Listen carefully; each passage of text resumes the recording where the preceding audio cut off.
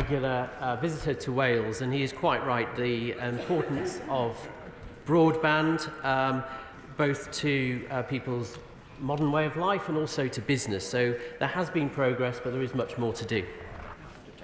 Right. Can I come to the Shadow Secretary of State, Joe Stevens? Yeah. Happy St David's Day, Mr Speaker, and thank you and London Welsh School for such a lovely flag-raising ceremony this morning.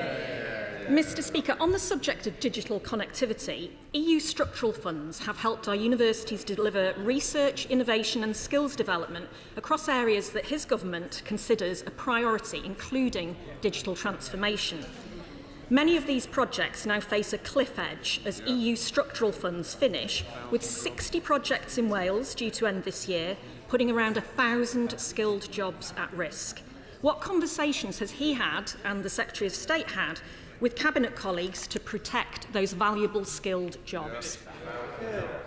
Well, I thank the Honourable Lady for that question, and she is right that academic institutions have been very reliant on EU structural funding in the past. There is, of course, the Shared Prosperity Fund coming forward, which is a need for them to apply to. I know my colleague, the Secretary of State, is visiting all universities across Wales, and I've accompanied him to Bangor University, and I've also visited Wrexham University very recently, and they are adjusting to the new landscape.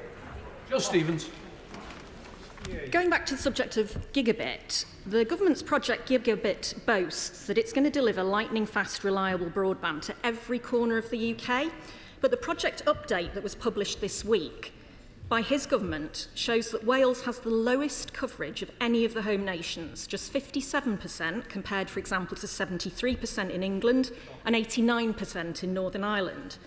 So doesn't that represent yet another broken promise by the Tories to Wales?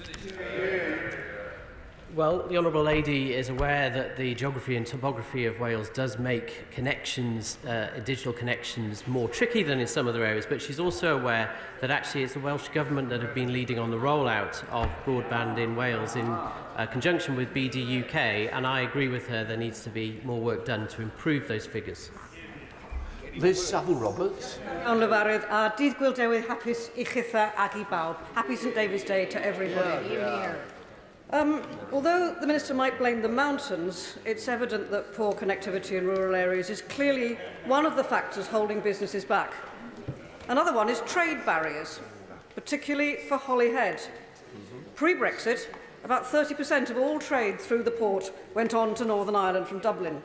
That trade has collapsed and it is not protected by green lanes.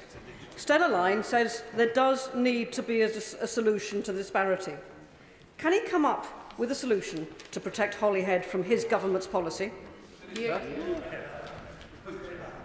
Well, the Right Honourable Lady recently attended a debate in Westminster Hall that I responded to, where she was making the case for a free port in Holyhead, and she knows that there are opportunities through free ports to boost the trade through Holyhead, as well as other ports in Wales that are also seeking the same designation. So I'd urge her to continue that fight. Liz Saville-Roberts. I would urge his government, therefore, to bring forward with news, because Wales desperately needs 2 free ports at least. Now, the Prime Minister said yesterday Northern Ireland is in the unbelievably special position in having privileged access not just to the UK market, but, hey, also to the EU single market.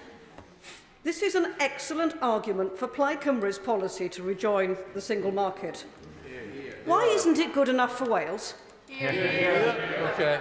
Well, Wales voted to leave the EU quite decisively, and she knows that the situation in Northern Ireland is really quite different to that in Wales, and there's been a carefully put together deal to accommodate that situation, and I feel quite sure that the EU is not in the business of allowing what she suggests. Theresa Villiers. Number 2, please, sir. Secretary of Mr. State. Speaker, Guy Hefyd, Domino, Dees Gold, Dowie, Hapisi, Pawb. Thank you very much. Mr. Speaker, with permission, I will answer questions 2 and 7 together. Health is a devolved matter, and therefore we have no control over how the National Health Service is delivered in Wales. That is a matter for the Welsh Labour Government. But improving health outcomes for people across the UK is, of course, a priority for this government, and we have made sure that the devolved administrations have the funding to enable to deliver the same high standards of care that have been delivered in England by this Conservative government. Patricia Villiers. Does he agree that a top priority for the Welsh Government should be helping 45,000 people who are currently waiting more than 2 years for treatment in the NHS in Wales, rather than they're focusing on things like banning meal deals and axing road improvement schemes? Secretary of State. Mr. Speaker, I agree completely with my right honourable friend. Figures from the ONS this week suggest that around 1 in 5 people are now on a waiting list in Wales, as opposed to just 1 in 18 people in England. And as my right honourable friend has just pointed out, 50,000 people have been waiting more than 2 years for healthcare in Wales. I would far rather see the money that is going to be spent on creating extra Senedd members spent on delivering healthcare in Wales. Go longer. Speaker, so despite the Welsh Government receiving £1.20 for every pound spent in England on public services, they actually only spend £1.05 of that money.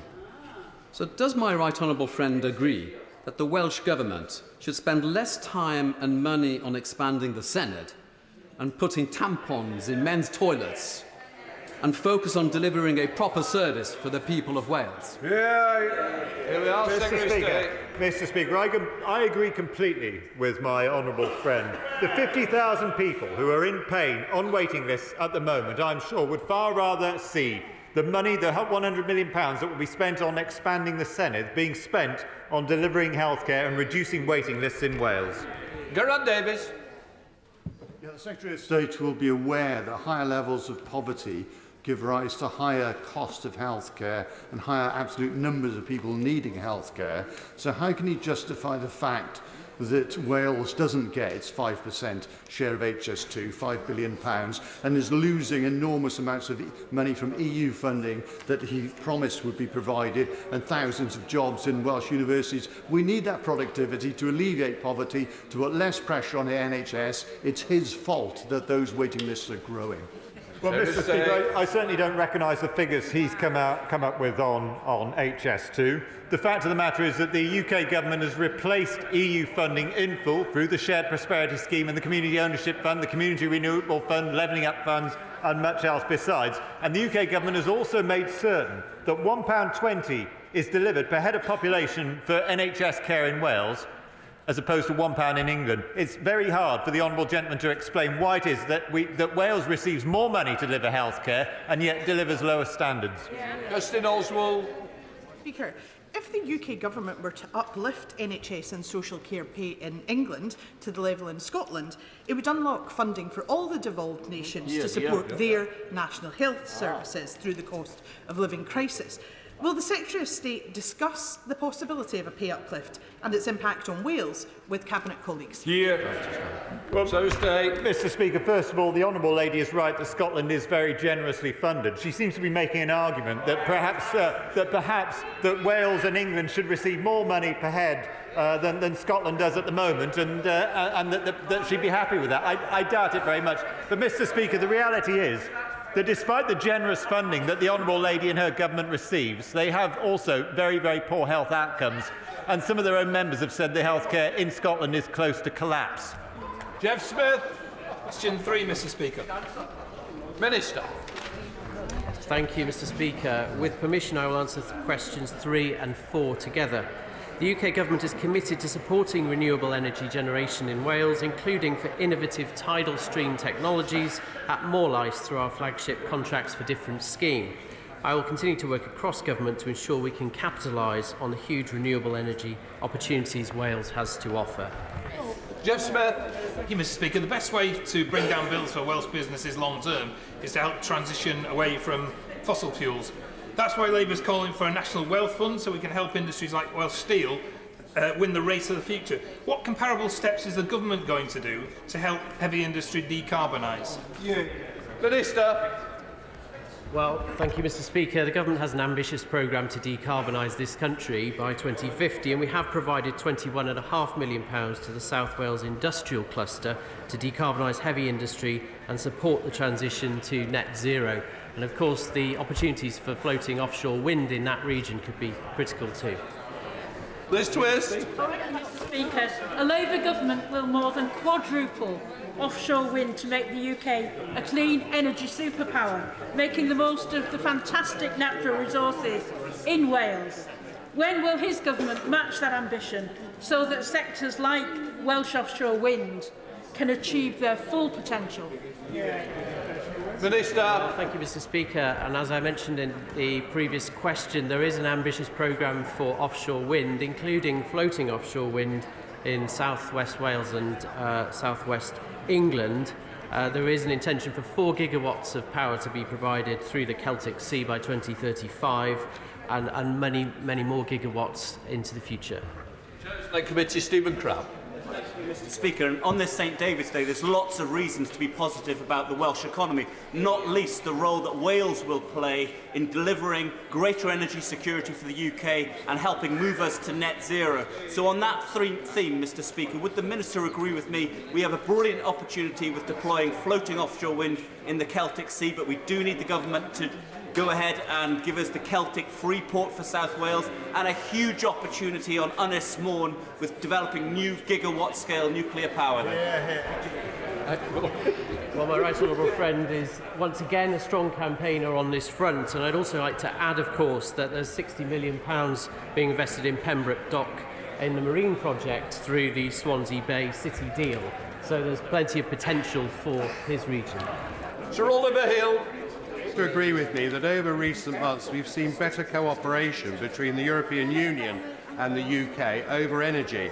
And does he agree with me that the Windsor framework will mean that we can go much further? It will release the potential to have energy security and also the prices hopefully come down as a result of that sort of cooperation, which will help Wales.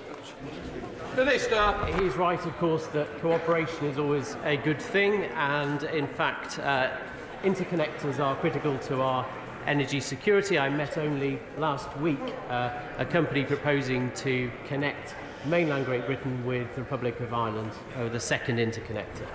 Shadow Minister Gerald Jones. Thank you, Mr. Speaker. We know oil and gas producers have been making record profits for more than 18 months, but his government's paltry windfall tax began in May last year. So can I ask the Minister how his government can justify leaving billions of excess profits untouched while so many people across Wales are struggling with household bills and the rising cost of living crisis? Minister. Thank you, Mr. Speaker. Well, mercifully, energy costs do appear now to be on a downward trajectory, but he'll be aware that there's been up to 70% tax taken off energy producers through windfall tax, which is bringing a great deal of money into the Treasury to help to fund the support packages that people are relying on. 5, Mr. Speaker. Mr. Speaker, I share the concerns of everyone in the House about the grave allegations of misogyny that have been made about the Welsh Rugby Union, and the recent contract negotiations with players has also been a matter of concern. Rugby has always been at the heart of Welsh culture, and as such I was pleased to meet with the acting Chief Executive Officer, Nigel Walker, recently. He is an honourable man and very well thought of, and I'm sure he takes his allegations seriously and will be dealing with them. Dr. Luke Evans. And half English. The game at the weekend can often be difficult, but one thing that unites it is being a rugby fan. Now, here in England, I've met with the CEO of the Premiership Rugby, the CEO of the RFU, and the Minister to ensure good governance. What conversations has he had with Welsh-led Labour government to ensure that players, the fans, and good governance secure rugby union at its elite start in Wales? Well, Mr. Speaker, obviously sport is a devolved matter, but I have had conversations not only with Nigel Walker, but also with other members of the WRU in an informal way. The UK government, and I'm sure the Welsh government, were appalled by these allegations, and I would be happy to work with Welsh government, the WRU, or any other body, including the external body that's been set up to look at this, in order to ensure that these are properly dealt with. Anna McMorran. Thank you, Mr. Speaker, and dydd Gwyl Dewi Sant hapus. And I'm sure everybody is concerned by these allegations of discrimination and misogyny within the WRU that victims have come forward and said they have faced. Can I ask the Secretary of State what conversations he's having with his own colleagues in DCMS about this very matter and what pressure they can then put on the WRU to address these very serious allegations. Well, Mr. Speaker, the Honourable Lady will be aware that that sport is a devolved matter, but I can only say to her that those concerns will be shared in DCMS, and these sorts of allegations haven't just been made about rugby, they have been made about other sports as well. So I think there is a nationwide problem. I know my colleagues in the DCMS will be doing everything that they can to deal with allegations like this in England, and I can honestly say to her I would be very happy to work with her, with the WRU, with Welsh Government or any other body that has some means of dealing with this. We must absolutely make sure that sport is safe for women, safe for minorities, safe for everyone to take part in without any form of discrimination. Simon Baines. Number 6, please, Mr. Speaker. With your permission, Mr. Speaker, I will answer questions 6 and 11 together. I have regular discussions with ministerial colleagues about how the £330 million allocated to Wales so far through Levelling Up funds is supporting communities, creating jobs, driving up economic growth and keeping this government's commitment to ensure that Wales does not lose a penny as a result of coming out of the European Union. Simon Baines. Mr. Speaker, the Labour Welsh Government has let down Clwyd South and Wrexham very badly by scrapping the A483 junction upgrade, which would have unlocked substantial investment and jobs in our community. Would my right honourable friend agree that the Welsh Government needs to support and maximise the benefits of the UK Government's Welsh Levelling Up Fund projects by investing in road upgrades across Wales? Mr. Speaker, I think my honourable friend makes an excellent point. The Welsh Government's response to the road review gives the impression that Wales is closed for business by determining that no further road building projects will take place. I urge the Welsh Government to consider what the impact is on the economy of not building roads and what is going to be the impact on the long-term prosperity of Wales, and consider how they might build on the record of support that Wales has received through Levelling Up funds and city and growth deals by rebuilding roads and improving connectivity across Wales. Alan Kearns. Mr. Clywyd, that did go Dewi Hapus. The Levelling Up Fund offered the prospects for communities that have been ignored by the Welsh Labour Government for many, many years. Barry is such a community. But during the last Levelling Up Fund application, Cardiff Bay, that has received billions of pounds in regenerations over recent decades, received a further £50 million in Levelling Up funding, but Barry Making Waves, which is delivering a marina for project, was ignored. What hope and prospect and opportunity can I offer people in Barry for the next round of Levelling Up funding? Well, Mr. Speaker, I fully understand my right honourable friend's disappointment that the bid was not successful on this occasion, and I pay tribute to him for being such a champion for that particular bid and for his own constituency. And I would suggest to him that there is going to be a third round of Levelling Up funding, and I hope that local authorities that have not thus far been successful will apply in round 3 of Levelling Up. Will the Minister please join me in congratulating Mountain Ash and my constituent Cynnon Valley for being shortlisted for the Let's Celebrate Towns competition, which has been announced here in Parliament this evening. But on this St David's Day, will he also now join me in urging UK Government to restore the £1.1 billion missing in Wales and allow Welsh Government to administer those funds to enable every community in Wales, including Cynnon Valley, to thrive? Well, first of all, Mr. Speaker, I'd like to say llongyfarchiadau iawn to the constituents of the Honourable Lady. As far as the figure that she's just quoted, I don't recognise that. The UK Government has made sure that record funding has flowed through to Welsh Government, and in replacing the funds that we used to receive from the European Union, we've made sure that Wales has not lost out by one penny, and the UK Government has been working directly with the 22 local authorities across Wales, including hers, to ensure that we can continue to deliver jobs and prosperity and growth in Wales. Dugan. Thank you, Mr. Speaker. The Minister says he doesn't recognise the £1.1 billion. Well, the people and communities of Wales will recognise the £1.1 billion when it fails to materialise any significant improvement in their communities in healthcare outcomes or in business investment. What will he do to compensate the people of Wales for the paltry levelling up funding that is no match for European funding? Mr. Speaker. the honourable gentleman will know perfectly well that it isn't just levelling up funding that is replacing EU funds. It's levelling up funds, community ownership funds, community renewal funds, shared prosperity funds, and on top of that, the government is delivering nearly £790 million in growth deals. Wales has not lost out by one penny as a result of the UK government implementing the result of the referendum in which the people of Wales voted to leave the European Union. More. Secretary of State.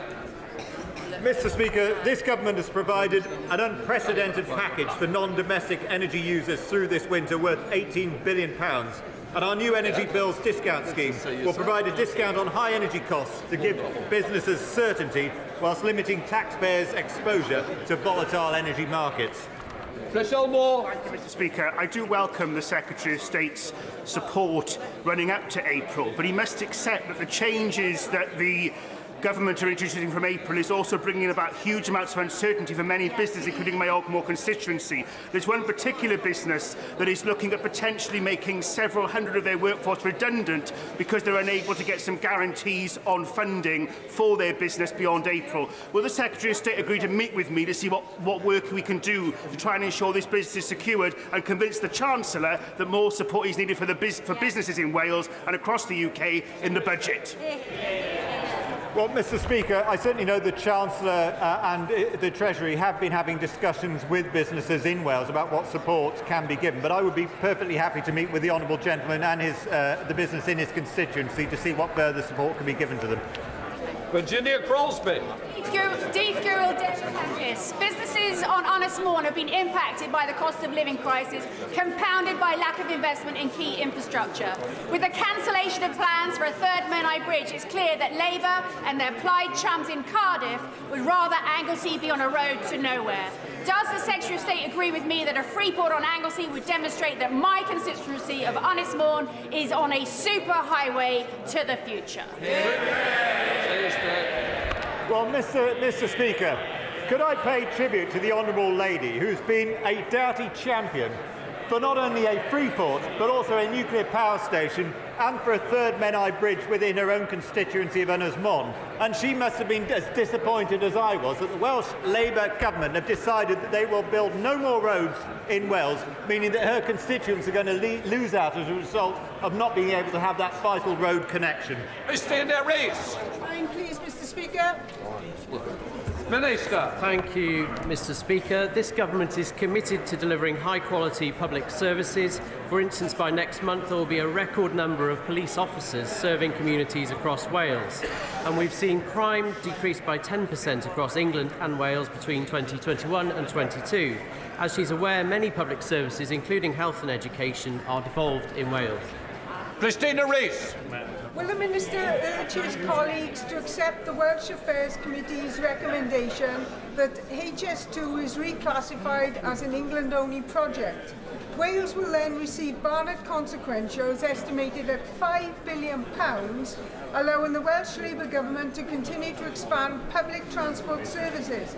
And people in Wales can receive the same benefits from HS2 as those in England, Scotland and Northern Ireland. Minister. Thank you for that answer.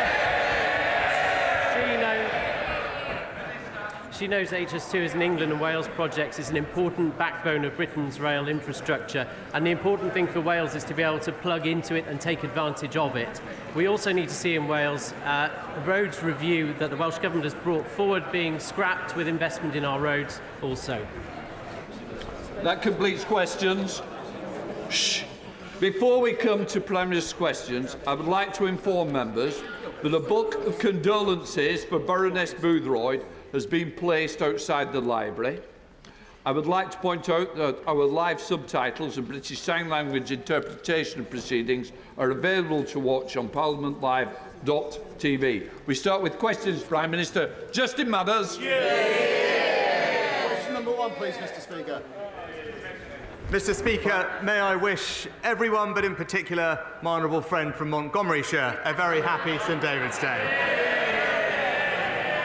Mr. Speaker, this morning I had meetings with ministerial colleagues and others. In addition to my duties in this House, I shall have further such meetings later today. Thank you, Mr. Speaker. The Prime Minister understands the importance of NHS staff because he was out there every Thursday night clapping for them during the pandemic. He must therefore also surely know that he hasn't got a hope of dealing with the NHS crisis if he doesn't invest in its workforce. We have a plan to double medical places and end the scandal of straight A students being denied the chance to become a doctor. Patients support our plan. The NHS supports our plan. Even his Chancellor supports our plan. Why doesn't he? Mr. Speaker, the honourable gentleman needs to keep up. We are doing a workforce plan for the NHS. There are tens of thousands more doctors, more nurses in the NHS, record number of GPs, record investment in the NHS. That's what you get with a Conservative government delivering.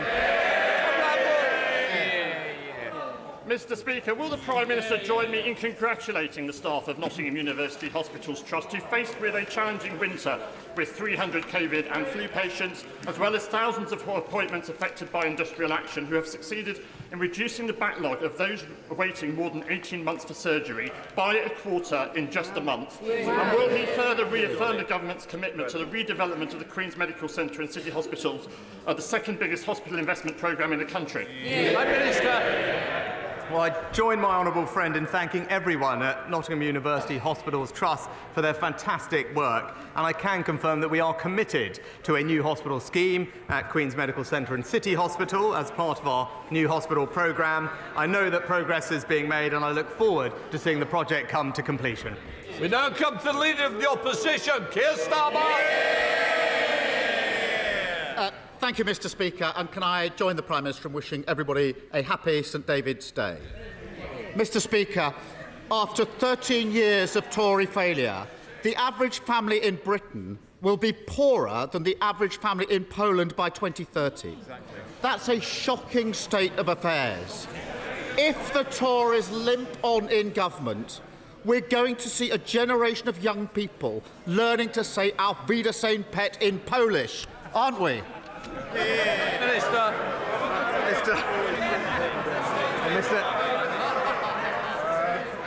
Mr. Speaker, it's clear to everyone that the biggest impact on households' living standards is the energy prices that we're suffering at the moment as a result of an illegal war in Ukraine. And I just remind the honourable gentleman what we are doing to ease people through that. Because of our energy price guarantee, right now the government is paying over half of a typical household energy bill, saving households right now £1,000.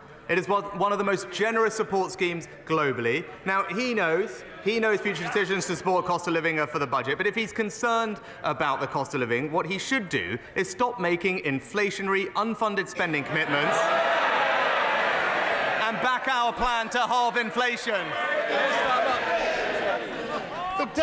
The dictionary definition for unfunded commitments is last year's kamikaze budget.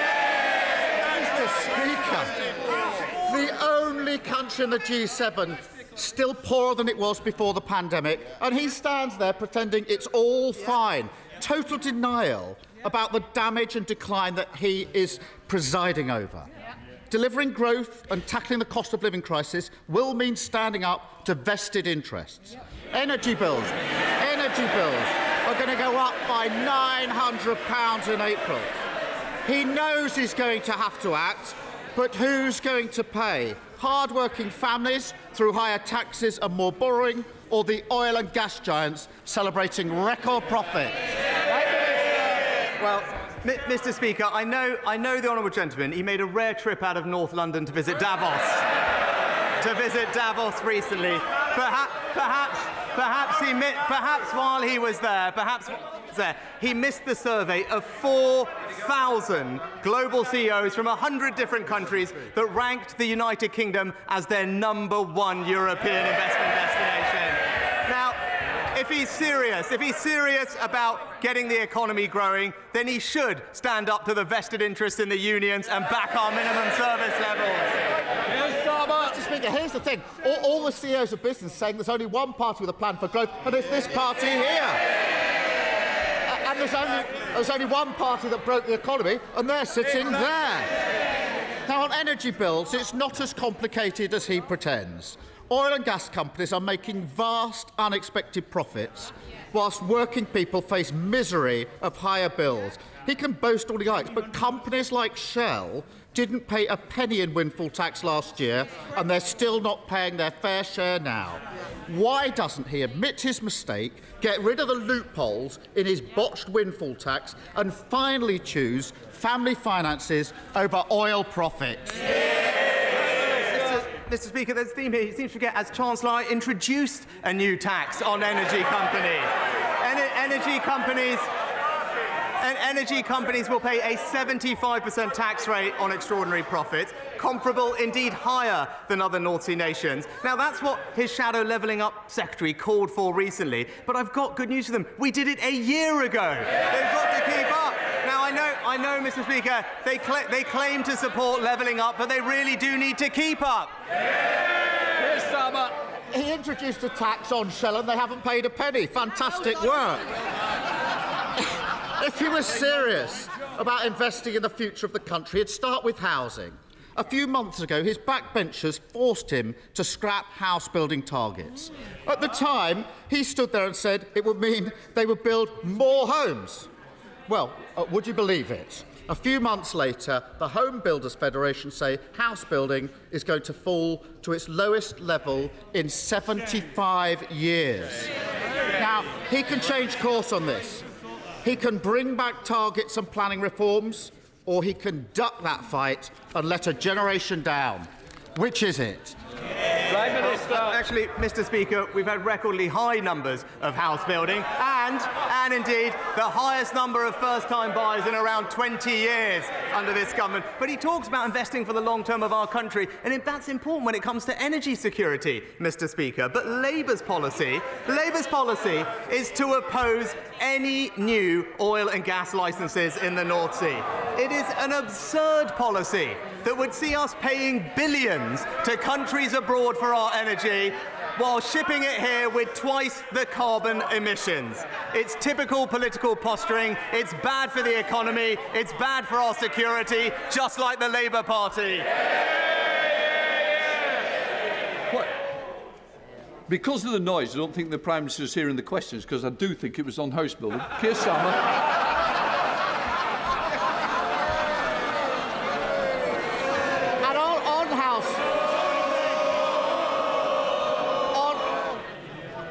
On house building, Mr. Speaker, that's the lowest level for 75 years. A whole generation of people desperate to get on the housing ladder, 13 years in power, and all he's got to say to them is, it's somebody else's fault, let me deflect. No wonder they're furious with his government. And it's not just bills or housing. Families are paying over £1,000 a month just to send their child to nursery. If he scrapped his non-dom status, he could start to fund better childcare, put money back in people's pockets and get parents back to work. Seems a pretty simple choice to me. So what's he going to choose? Wealthy tax avoiders or hard-working parents? Well, Mr. Speaker, if we want to see what happens with house building under a Labour government, just look what's going on in London, Mr. Speaker. And when it comes to tax, the facts don't suit his argument. Let's just go over them. The wealthiest pay more tax, the poorest pay less tax than under any year of the last Labour government, Mr. Speaker. Now, about his plans, he's already spent the money he claims he'd raised from that policy on 5 different things, Mr. Speaker. It's the same old Labour Party, always running out of other people's money. Mr. Speaker, he's never happier than he's pretending everything's fine or blaming someone else. And didn't we just see it there? He is choosing tax avoiders over hard-working parents. Mr. Speaker, I don't want to finish this session without asking about the COVID disclosures in today's Daily Telegraph. Now, we don't know the truth of what happened yet. There are too many messages and too many unknowns. Oh, but families across the country will look at this, and the sight of politicians writing books, portraying themselves as heroes, or selectively leaking messages will be insulting and ghoulish spectacle for them. At the heart of this is every family who made enormous sacrifices for the good of the country, or who tragically lost loved ones. The country deserves better. The COVID inquiry has already cost the taxpayer £85 million and hasn't heard from a single government minister yet. So can the Prime Minister assure the House no more delays, that the inquiry will have whatever support it needs to report by the end of this year? Minister. Well, Mr. Speaker, the last couple of years were an incredibly difficult time for everyone involved in the health service, and I pay tribute to all their hard work, and I know the House will join me in that regard. And now, rather than comment on piecemeal bits of information, I'm sure the honourable gentleman will agree with me the right way for these things to be looked at is the COVID inquiry. That's why we've established the COVID inquiry. And he will know, as he has mentioned it one or two times before that he was a lawyer in a previous life, that there is a proper process to these things. It is an independent inquiry. It has the resources it needs. It has the powers it needs. And what we should all do in this House is let them get on and do their job. I warmly welcome the Prime Minister's work to resolve the Rubik's Cube of the Northern Ireland Protocol. This opens the prospect for resuming more positive relations with our nearest neighbours. Last week, Imperial College generously hosted an event to celebrate 25 years of the Environmental Audit Committee's scrutiny work. Academics from Imperial and the other world-class universities that support our work have been clamouring to re-engage with their research partners through Horizon and other programmes. Can my right honourable friend assure the House that he has commenced negotiations to resume an association for the UK with Horizon Europe? Minister. Well, I thank my right honourable friend for his support for the Windsor framework. He's right about the benefits that it can bring, and also join him in paying tribute to our incredible research community who do a fantastic job. I can assure my right honourable friend that we will continue to work with the EU in a range of areas, not just research collaboration, but also strengthening our sanctions against Russia, energy security, and crucially, illegal migration. I look forward to those discussions and hope we can conclude them productively on a range of different areas. We now come to SNP leader Stephen Flynn. Mr. Speaker, yesterday the Prime Minister said that EU single market access was special, exciting and attractive.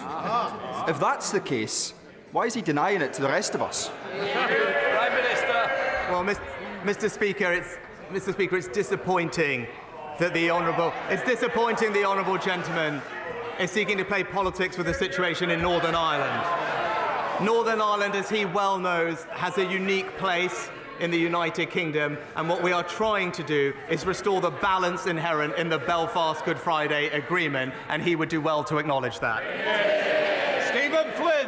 Mr. Speaker, let's be clear. What the Prime Minister said yesterday was that EU single market access will be a good thing for business.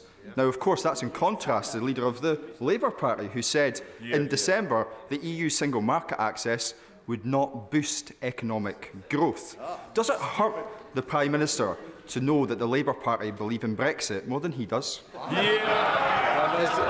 Mr. Speaker, with regard to Northern Ireland, the important thing to note is to avoid a land border on the island of Ireland between North and South. That is what is crucial to achieve in getting the right framework for the arrangements in Northern Ireland, and the businesses there that trade across that border on a daily basis with complex supply chains need and value that access. That is something that the Windsor framework has sought to achieve, and I believe delivers it. It's not about the macro issue of membership of the European Union. It's about getting the right mechanisms in place to support businesses and communities in Northern Ireland. And I would say to the honourable gentleman, he knows better than that. He knows that this is about Northern Ireland, and I hope that he can support what we've agreed. Virginia Crosby. Thank you, Mr. Speaker. I'm sure the Prime Minister, like me, was excited to see the first new nuclear reactor for a UK power station in more than 3 decades arrive at Hinkley C this week. Will the Prime Minister make it his personal mission to deliver vital new nuclear power at Wilver in my constituency of Anismorn, one of the best nuclear sites in the UK? Well, when it comes to our energy policy, the important thing is to focus on our long-term energy security. That means more renewables, more offshore wind, hydrogen, CCS, and indeed more nuclear. Wilfer remains one of the best nuclear sites in the UK, and the strong support from the local community and indeed my honourable friend makes an attractive site for the UK's nuclear revival, and I know great nuclear, British nuclear, when that body is up and running, will be taking a very close look at it. Colin Beachwood. Well, I have to say, Mr. Speaker, it's great to hear the conversion that the Prime Minister has had on the benefits of the single market. Given Northern Ireland's access to the dual market, both markets, and the benefits that that brings, will his government commit to investing in infrastructure and higher education provision to maximise that benefit? Prime Minister.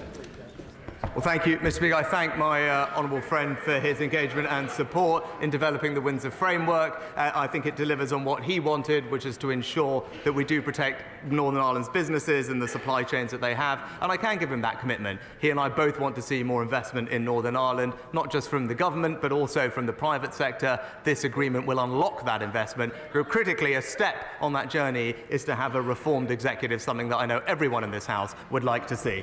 Sir Oliver Hill. Does my right honourable friend agree that in these difficult times the free world must stand together? And with that in mind, would he also agree that strengthening our friendships and support with other countries in Europe is important? Will he welcome the delegation here today from Lithuania? And does he agree with me that the decision to hold the head of states of NATO meeting in Lithuania, in Vilnius in July, shows what a strong ally they are, and also how important we think it is to strengthen the eastern flank? Prime Minister. No, I agree with my right honourable friend. I'm delighted that Lithuania and the city of Vilnius will host the NATO Leaders Summit in July, and the UK does have a strong and growing relationship with Lithuania. It was just yesterday that their defence minister was here supporting our efforts together with them to train Ukrainian soldiers, and at the summit we will work together to ensure we can deter and defend against Russian aggression by making sure that we implement the next phase of the most radical military transformation since the 1960s. Sarah Chuck. To date, 79 people have been killed on smart motorways. Last January, the government said it would pause their rollout.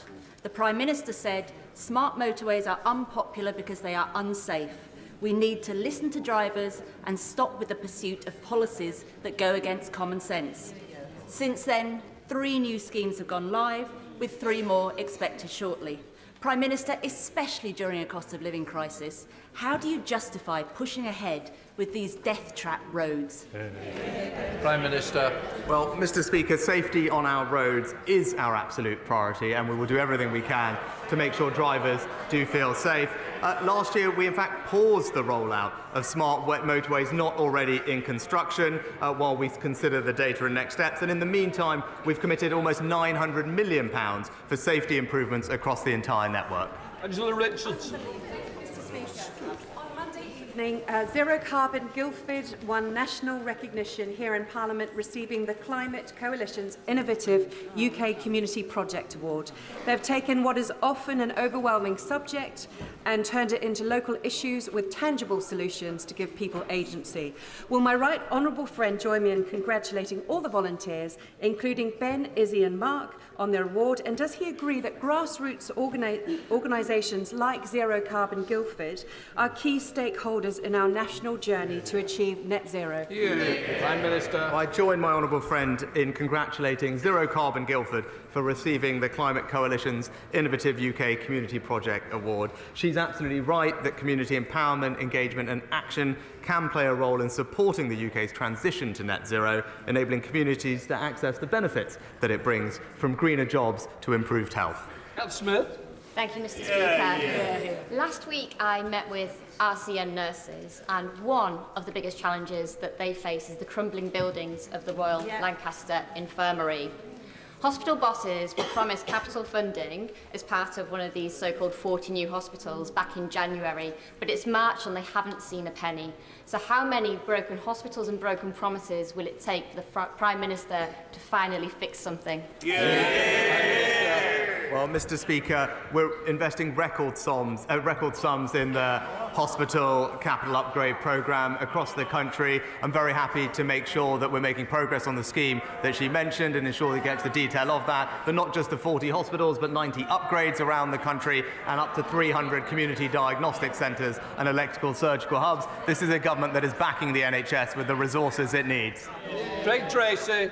Thank you, Mr. Speaker. The tragic death of more than 50 people over the weekend when their small boat broke up off the coast of Italy is a sad reminder of the total disregard for life that the illegal traffickers who facilitate these crossings have in order to make their money.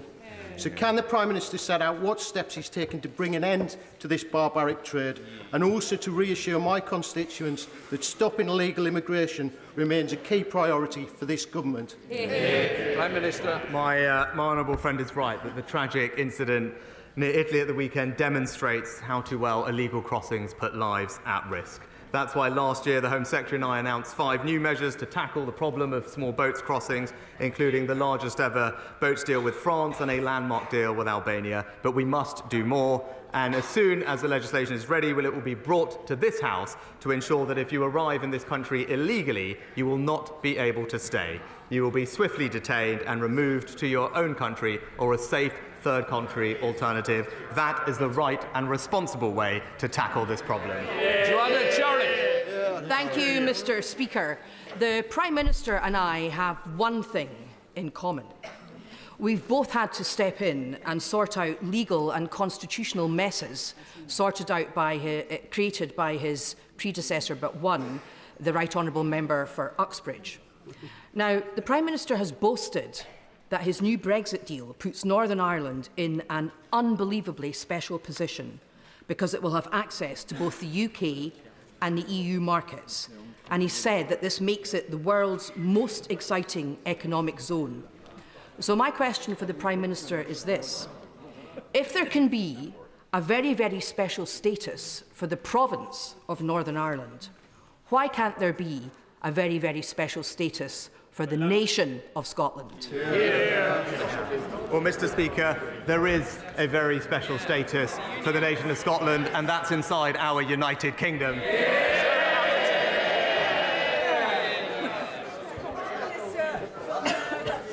Cadwallader University Health Board was yet again put in special measures. The chairman and the whole board resigned en masse as they no longer have faith in the Welsh Labour government. Yet on a call earlier this week, the Welsh Health Minister told me that it wasn't Welsh Labour government's fault that healthcare has collapsed in North Wales. Now, given that Labour run the NHS in North Wales, can you suggest to the people of North Wales whose fault it is and who should put it right? Prime Minister. Well, Mr. Speaker, I share my honourable friend's concern, and the House will know that health is a devolved matter for the Labour-run government in Wales, where 1 in 5 people, Mr. Speaker, in the entire country of Wales are now on a waiting list. So the government there should focus on the people's priorities and start cutting waiting lists, as we are doing here in England. Thank you, Mr. Speaker. A recent survey I did in Edinburgh West showed that a heartbreaking 80% of those who responded said the high cost of energy meant they would have to ration it. Now, I do not represent a deprived area of the country. And almost a quarter of Scottish homes now live in fuel poverty, not helped, of course, by the total absence of an insulation programme by the Scottish Government.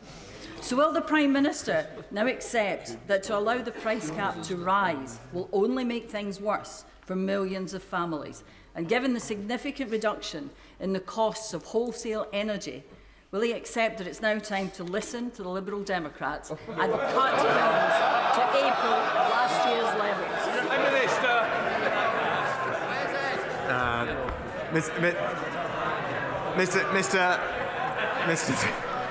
Mr. Speaker, it's the Liberal Democrat shadow energy secretary who said that there was no role for nuclear power in our future energy industry is not something that we need to listen to. But with regard to supporting people with energy bills, as I said earlier, because of the energy price guarantee, we're paying typically around half of a family's energy bill at the moment. That's worth £1,000 at the moment. But the support doesn't end there, Mr. Speaker. Over this next year, there will be around £1,000 of direct support to the most vulnerable vulnerable families across the nation with their energy bills. And with regard to energy efficiency, I agree with her, it is important, which is why this government has allocated over £6 billion over this Parliament, and the new schemes that we've just put in place will help hundreds of thousands of households across the country, saving them around £300 on their bills through improvements to their energy efficiency. And you're right, it should be available everywhere, including in Scotland. Alberta Costa. Thank you, Mr Speaker. As chairman of the All-Party Group for Greece, can I put on record how sad we all are for the tragic train accident that's happened in Greece and for the tragic loss of life? Mr Speaker, double child rapist and killer Colin Pitchfork is once again up for parole next month. Now, I know the Prime Minister doesn't have any decision-making process in terms of the Independent Parole Board, but can he organise an urgent meeting with the Secretary of State for Justice so I can refer my constituents' views about this dangerous man and he can take that into account in his submissions to the Independent Parole Board? Well, Mr Speaker, Pitchfork's crimes were heinous, and our thoughts remain with Linda and Dawn's friends and family. My honourable friend knows that it is for the Parole Board to determine these decisions, but my honourable friend, the Deputy Prime Minister, will be submitting his views on the Pitchfork case to the Parole Board before the oral hearing, is happy to meet with the honourable gentleman again, and we have also recently published a root and branch review of the Parole Board system, which outlined our plans to introduce greater ministerial oversight, and I look forward to having the contributions and thoughts on that from my honourable friend. Ruth Cabret. Thank you, Mr Speaker. Yesterday, new figures showed that there's been a 26% increase in people sleeping rough. Meanwhile, a Conservative Party donor spent £25,000 on a crystal-encrusted portrait of the Prime Minister, and another paid £40,000 for a shooting trip. Wow. Doesn't this show just how out of touch the Conservative Party is on the cost of living crisis? Well, Mr Speaker, rough sleeping levels are actually 35% lower in this past year compared to the peak. That's partly as a result of the £2 billion of extra investment that we've made over these 3 years to tackle rough sleeping, and we continue to have one of the lowest rates of rough sleeping in the world globally when last measured, but we'll continue to do more, Mr Speaker. We don't want anyone to have to sleep rough, and because of the innovations that we have made, we're taking more and more people off the streets, and the government will keep delivering more. James Sunderland. Mr Speaker, last month the Pines Primary School in Bracknell achieved a good rating in its Ofsted inspection. That in itself is laudable. What's significant is that the Pines is now the 40th of 40 eligible schools in Bracknell to be graded good or outstanding. Mr Speaker, this clean sweep is an outstanding achievement, and I'm very proud of everyone locally. So would the Prime Minister please join with me in congratulating our fantastic teachers, staff, governors and pupils, and also Councillor Gareth Barnard and the entire education team at Conservative-run Bracknell Forest Council. Well, Mr Speaker, education is the closest thing we have to a silver bullet for transforming people's lives, so I'm delighted to join with my honourable friend in praising everyone involved, from the councillor to the teachers to the staff to the governors, for delivering such fantastic results. They are in the business of providing tremendous opportunity for the children under their care, and we all owe them an enormous debt of gratitude. Chris Elmore. Thank you, Mr Speaker. Citizens Advice estimate that the number of households unable to afford their energy bills will double from 1 in 10 to 1 in 5 from April. Labour, Mr Speaker, has a plan to help struggling families right across the country now. Why can't the Prime Minister see the need to take action on energy bills now, avoid the cliff edge, and they can shout all they like, Mr Speaker, and stop plunging more people into poverty from April? Well, Mr Speaker, we are helping people now. We are helping people with the energy price guarantee that is ensuring that there is a £1,000 saving on their energy bills right now. And, Mr Speaker, we're providing further support over the coming year for the most vulnerable, with direct cost of living support worth up to £1,000, but also a record increase in pensions, record increase in benefits, and a record increase in the national living wage, because that's what a Conservative government does. energy-intensive ceramics businesses are SMEs, which has meant they've not received the level of support that many other energy-intensive sectors have. So will my right honourable friend look at what more support, particularly financial support, can be offered to help this sector to decarbonise and invest in energy efficiency measures? Prime Minister. Well, I know my honourable friend is a powerful advocate for his ceramics industry, and rightly so. It's been a pleasure to meet with him and his businesses in the past. He'll know that our energy bill discount scheme does support businesses with their energy bills through to March of next year, and there are a range of other funds we have to support energy-intensive industries, the scheme that he mentioned, but also the Industrial Energy Transformation Fund, which provides capital grants to businesses like his to help them decarbonise, and I look forward to discussing this with him and his businesses in the near future. Patrick Rady. Thank you, Mr Speaker. It's been announced that on the 7th of May, a coronation choir will perform at Windsor Castle, comprised of some of the UK's keenest community choirs and amateur singers, such as refugee choirs, NHS choirs, LGBTQ+ singing groups and deaf signing choirs. If it turns out that any of the refugees taking part in that choir have arrived here on small boats or from a safe third country, should they be deported to Rwanda before or after they sing for the King?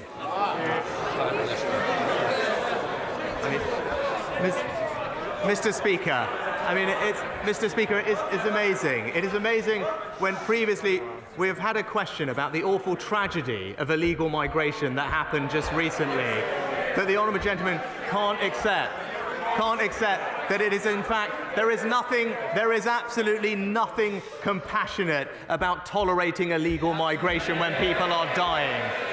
That's why this government will bring forward legislation to improve the system here, and it is absolutely right that if people come here illegally, they should be sent to a safe alternative, because that is the only way we will break the cycle of these criminal gangs and stop people dying needlessly. Thank you, Mr Speaker. A school in my constituency was complaining that they cannot afford to turn the heating on. Yet this school and others are spending money on PSHE materials by organisations such as Stonewall and Jigsaw that are educating our boys and girls that they may not have been born in the right body or have an inner gender identity. Would the PM meet with me to see how we can stop this unscientific ideological education being taught in our schools and get our children learning what they should be learning in a warm, safe place? Oh, Mr. Speaker, we have boosted school funding by around £2 billion in each of the next 2 years, which will help schools manage their energy costs. But we do expect schools to take responsible and sensible decisions on their RHSE materials and making sure that those materials are age appropriate, suitable, politically impartial and value for money. I look forward to discussing this with him in the future, and I will ensure that he gets a meeting with the relevant minister. Final question, Rosie Duffield.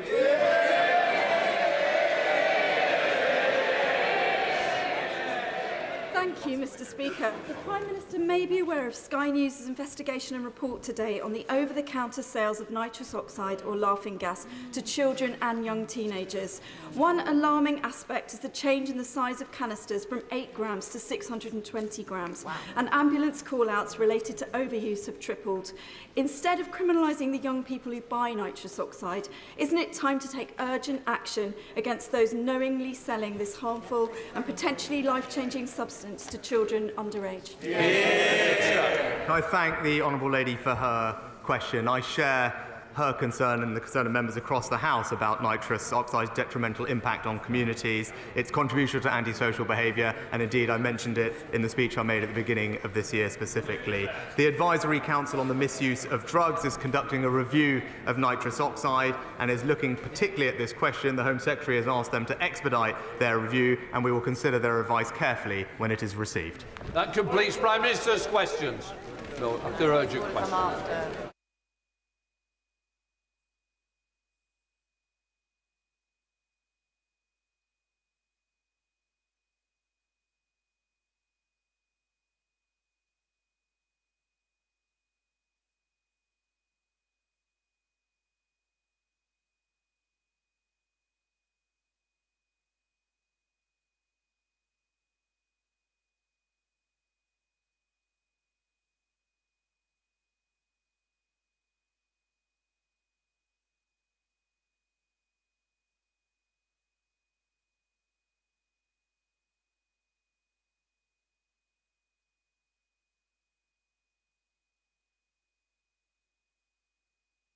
We now come to the urgent question. Liz Kendall.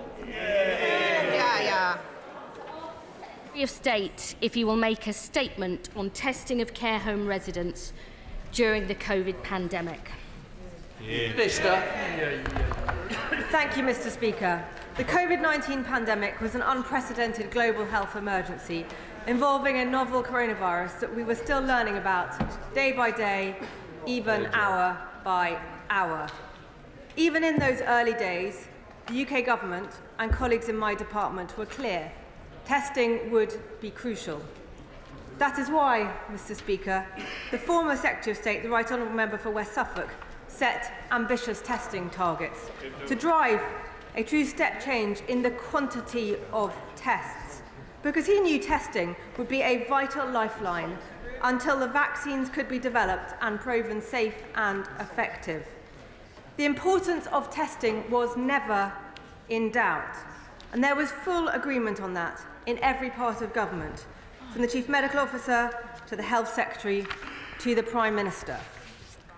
But in a situation where we had the capacity to test at most a few thousand each day, tough decisions about prioritisation had to be made, decisions that were taken on the best public health advice available. And thanks in no small part to the bold testing ambitions driven by government, we were able to build the largest testing network in Europe. I want to put on record my thanks to all those who worked tirelessly on this mission day and night, from civil servants to the NHS, and of course our incredible social care workforce who did so much to look after their residents. They all deserve our lasting gratitude. Mr. Speaker, the situation in our care homes was extremely difficult in the pandemic, not just in England, but across the UK and indeed across the world, because of the vulnerability of residents and the large numbers of people who come in and out of care homes. It is vital that we learn lessons. It's equally vital, Mr. Speaker, that we learn those lessons in the right context. I should mention that selective snippets of WhatsApp conversations give a limited and at times misleading insight into the machinery of government at the time. That is why the COVID inquiry is so important, so we have the right preparations in place to meet future threats and challenges. Thank you. Senator Minister Liz Kendall. Mr. Speaker, throughout the COVID pandemic, ministers repeatedly claimed they threw a protective ring around England's care homes and always followed the evidence and scientific advice. But WhatsApp messages from the former Health Secretary revealed in today's Telegraph suggest nothing could be further from the truth. Can the Minister now confirm that the Chief Medical Officer first advised the Government to test all residents going into care homes in early April 2020? Can she explain why the former Health Secretary rejected this advice and failed to introduce community testing until the 14th of August, a staggering 4 months later? Can she publish the evidence that following the advice would have muddied the waters, as the member for West Suffolk claimed? And can she confirm that 17,678 people died of COVID in care homes between the CMO's advice and the government finally deciding to act? She should know, Mr. Speaker, because she was responsible for care homes at the time. Now, former ministers are touring the studios this morning, claiming this delay was simply because there weren't enough tests. Where is the evidence for this? And even if tests were in short supply, why weren't care home residents prioritised when the devastating impact of COVID was there for all to see? Now, Mr. Speaker, nobody denies that dealing with COVID was unbelievably difficult, especially in the early days. But care home residents and staff were simply not a priority. Yet the former Prime Minister and Health Secretary were first warned about the emerging horror in care homes by my honourable friend, the member for Hove, in March 2020. I myself raised the lack of testing in care homes with the Health Secretary. On the 8th of April, the 28th of April, the 19th of May and the 17th of June, long before the CMO's advice was finally followed. The Minister will no doubt say all these issues will be looked at in the public inquiry, but the findings from this won't be available for years. Mr. Speaker, the families of the 43,000 care home residents who lost their lives will be appalled at the former Health Secretary attempting to rewrite history, an attempt that will turn to ashes along with his TV career. We need more humility and less celebrity from the member for West Suffolk, and above all, we need answers.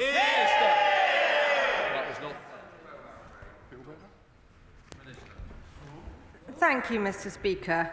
Can I say actually that I think it's relatively easy for the honourable member to come to the House today and make these highly political points. And knowing actually how she and I worked together in the pandemic, and she and I talked about all that we were doing to look after people in care homes, I am, as I say, shocked and disappointed in the tone that she has taken today when we are dealing with extremely serious questions. I will turn first to some of the difficult prioritisation decisions that were made given the limited quantity of testing that we had at the beginning of the pandemic. Mr. Speaker, the government followed the expert public health advice available at the time. We had the capacity to test just 3,000 cases a day in mid-March, and I'm sure colleagues will understand why the health advice was at the time to prioritise those working on our NHS front line, and for instance the testing of people in hospitals who had symptoms, and indeed within care homes, again people with symptoms. In fact, the courts have already agreed that our prioritisation decisions on testing were completely rational. As we dramatically ramped up testing capacity, Mr. Speaker, we also adjusted that prioritisation in line with the public health advice and the capacity. So by mid-April, just a month later, with testing capacity exceeding 38,000, we were then in a position to test more widely. In fact, that's reflected in our adult social care plan, which was published on the 15th of April. That made clear that everyone being discharged from a hospital to a care home should be tested, even if asymptomatic, and that all discharged patients, regardless of the results of their test, should be isolated for 14 days. And it's worth reflecting, Mr. Speaker, just what a dramatic increase in testing the government oversaw, from just 3,000 in March 2020 to over 38,000 in mid-April to over 100,000 by mid-May, to the point where we could test many millions in a single week. We established the largest testing network in Europe from a standing start, and the science proves that it saved lives. Now, the Honourable Lady asked about some of the content of the WhatsApp messages which have been published. And I would say to her that is a selection of messages from a larger quantity of messages. And actually, clearly, while there were discussions and debates between ministers and between colleagues which took place in part on WhatsApp, there were clearly meetings and conversations and other forums in which advice was given and decisions made. And a huge quantity of that is with the public inquiry. But I can say to her, for instance, that a meeting to discuss the implementation of the advice on testing was not referenced in the WhatsApp messages that she is talking about. But for instance, there is an email following exactly this exchange that she's referring to that says we can press ahead straight away with hospitals testing patients who are going to care homes. And we should aspire to, as soon as capacity allows, and when we've worked out an operational way of delivering this, that everyone going into a care home from the community could be tested. So, as I say to her, there's very selective information that she is basing her comments on. As I said, the Honourable Lady knows how the government, and me personally, strained every single work day and night, did everything in our power to help people, and specifically the most vulnerable during the pandemic. She and I spoke about it regularly during our frequent calls. In fact, at the time, I appreciated her perspective, her questions, her insights from her own area of Leicester. And I say to her, we should go about this discussion in the right way for the country. This is not the time to play political games. We should look to save lives. That's the purpose of the public inquiry, to learn lessons in the right way in case this should ever happen again. Sir Oliver Hill. My honourable friend will agree that it was Labour that called for a public inquiry. The government agreed to it. It's a full public inquiry. You couldn't have a better judge than Dame Heather Hallett, somebody one of the most experienced and distinguished judges. She'll do a very thorough job, and what we're seeing today is a bit of trial by media and party politics to sheer greed. My honourable friend is exactly right. We're having a public inquiry. The government is fully cooperating with that public inquiry, so they have all the information that is required to look through all that happened, to investigate it, and rather than trying to score political points, to actually truly learn lessons for the benefit of the country. Barbara Keeley. Thank you, Mr. Speaker. On the 2nd of April, excuse me, on the 2nd of April 2020, I wrote to the former Health and Social Care Secretary, jointly with my right honourable friend, the member for Leicester South, highlighting the urgent need for testing in care homes for staff and residents, and particularly for patients being discharged from hospital. I knew, as did other colleagues at the time, that without testing, in my constituency, care homes in my constituency and those across the country were suffering a heavy toll of deaths of residents. Indeed, one of our care home managers died of COVID in my constituency. Further, at a session of the Health and Social Care Committee in July 2021, I asked the Right Honourable Member for West Suffolk why the government had not taken up the offer from care providers of facilities to isolate people discharged from hospital before admitting them to care homes. He told me that he did not know anything about the letter, despite it being sent by Care England. Will the Minister now admit that the Department and Ministers failed to understand and to involve social care in the key decisions about the COVID pandemic and ignored letters for offering help which could have saved lives? Minister. Well, the Honourable Lady is right about the importance of testing, and it's a view that she has, but I had at the time, and as indeed some of the exchanges will show, how I, as Social Care Minister, and as you would expect, was arguing very hard for testing for care homes. I know, of course, that other ministers and other people were arguing for the things that they had oversight of, and then ultimately, of course, the Health Secretary and Prime Minister have to make decisions based every step of the way, clearly, on the public health, the scientific advice on these things, as we did. I mean, to that point, during the course of the pandemic, as the capacity allowed, millions of tests were distributed to care homes. And as I've already said, as the capacity increased, care homes were prioritised in that process. And specifically to one of the points she made, the guidance set out on the 15th of April was not only that everyone discharged from hospital to a care home should be tested, but also that they should be isolated. Exactly. Peter Byrne. Thank you, Mr. Speaker. It seems to me that the opposition want to rewrite history. The fact is, at the time, people didn't know what was right or what was wrong. The Minister, the Secretary of State, listened to a whole lot of advice and then had to make a decision. Even one of the WhatsApp messages I've seen says, "Tell me if I'm wrong." So it seems to me what should happen is the COVID inquiry should deal with all these matters properly. The one question I would have for the Minister is it possible to get the COVID inquiry to report earlier? Minister.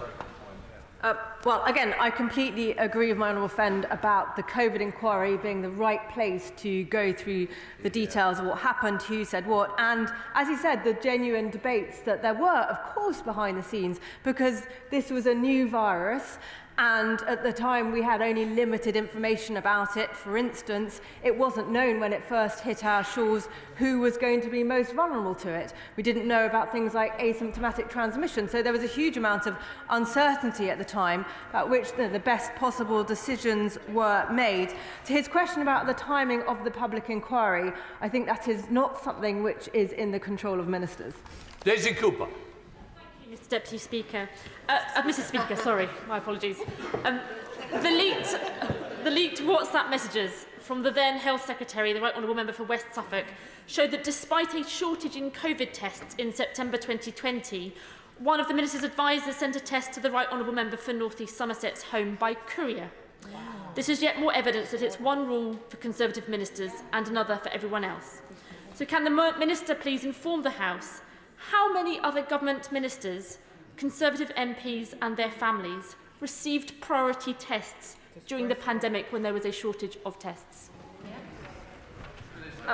Well, actually, I would say to her, much though it's a difficult thing for me as a minister to see WhatsApp messages from me, in fact, in the pages of the newspaper. If she has read those, she will see that I was seeking a test for a member of my family and using exactly the same test app as everybody else to try and get access to a test that was needed. Mr. Speaker, I seem to recall 2 years ago when there was a limited supply of testing equipment. There were all sorts of calls for certain groups to be prioritised, and there were urgent calls for available beds in hospitals to be freed up to cope with the likely surge in cases. In hindsight, some of those priorities may have been wrong ones, but at the time it was an urgent situation. Will my honourable friend confirm that exactly the same set of priorities about access to testing prevailed in Wales, and it took the Welsh Government 2 weeks longer to make mandated testing to care home residents in Wales than it did in England? And why are we not seeing equal outrage from the opposition about that? I mean, he makes a really important point about the challenges that were faced, as I mentioned earlier, around the world handling the pandemic, but very conspicuously for us across the UK, and decisions that were having to be taken in Scotland, Wales and Northern Ireland, as well as here in England. And the other thing I'd say to that is, were members opposite in the position that we were in government and having to make these difficult decisions, I'm sure that they, like us, actually, would have strained every sinew and done their very best to make the best possible decisions in the situation of limited information. Janet David. Thank you, Mr. Speaker. Even if we now know that the Secretary of State was not following the scientific advice, the Minister for Care was in her job at the time these decisions were being made. Can the Minister explain why she didn't do the right thing then? Was she not listening to the Chief Medical Officer either? I fear she didn't hear my previous answer, which was to say that actually the public health advice and the advice of the Chief Medical Officer was followed. Of course, there is a job to do. You get the advice, and then you also have to look at the practicalities of implementation. As the volume of tests became available, those tests were used as advised, following the public health advice. Dr. Kiraman. I'm not going to forget the totally shameless politicking of the pandemic undertaken by those opposite. I remember very specifically throughout the pandemic, she's left her place now, the Deputy Leader, talking about, and the Shadow Leader of the Opposition, talking about how we had the worst death toll in Europe, and they said that again and again and again and again. Actually, and I hear the Shadow Minister from a steady position saying we did. The studies now show that we were ahead of Italy, ahead of Spain, broadly in line with France and Germany, and very far from the worst in Europe. Have we ever heard any of them come to this dispatch box and apologise for misleading the British public about our record in the pandemic? Does she agree that they might seek to do that before they further criticise us for our record? Again, he is right on this, and the right thing to do for us as a country is reflect overall on how we handled the pandemic and the decisions that we made, and indeed how prepared we were in the first place. That's the right way to do it. Of course, every life lost is a life that we regret losing, and I think about the families who've lost, whether it's mothers and fathers, brothers, sisters, grandmas, husbands. It's so deeply sad that so many lives were lost, but this is something that affected us here in England, say across the UK, and indeed across the world. But the right thing to do is for us to look at these things in the inquiry and the reasoned environment, and then use the lessons learned and the reflections of that inquiry to make sure that we can do better in the event that we should ever have to face another pandemic like it.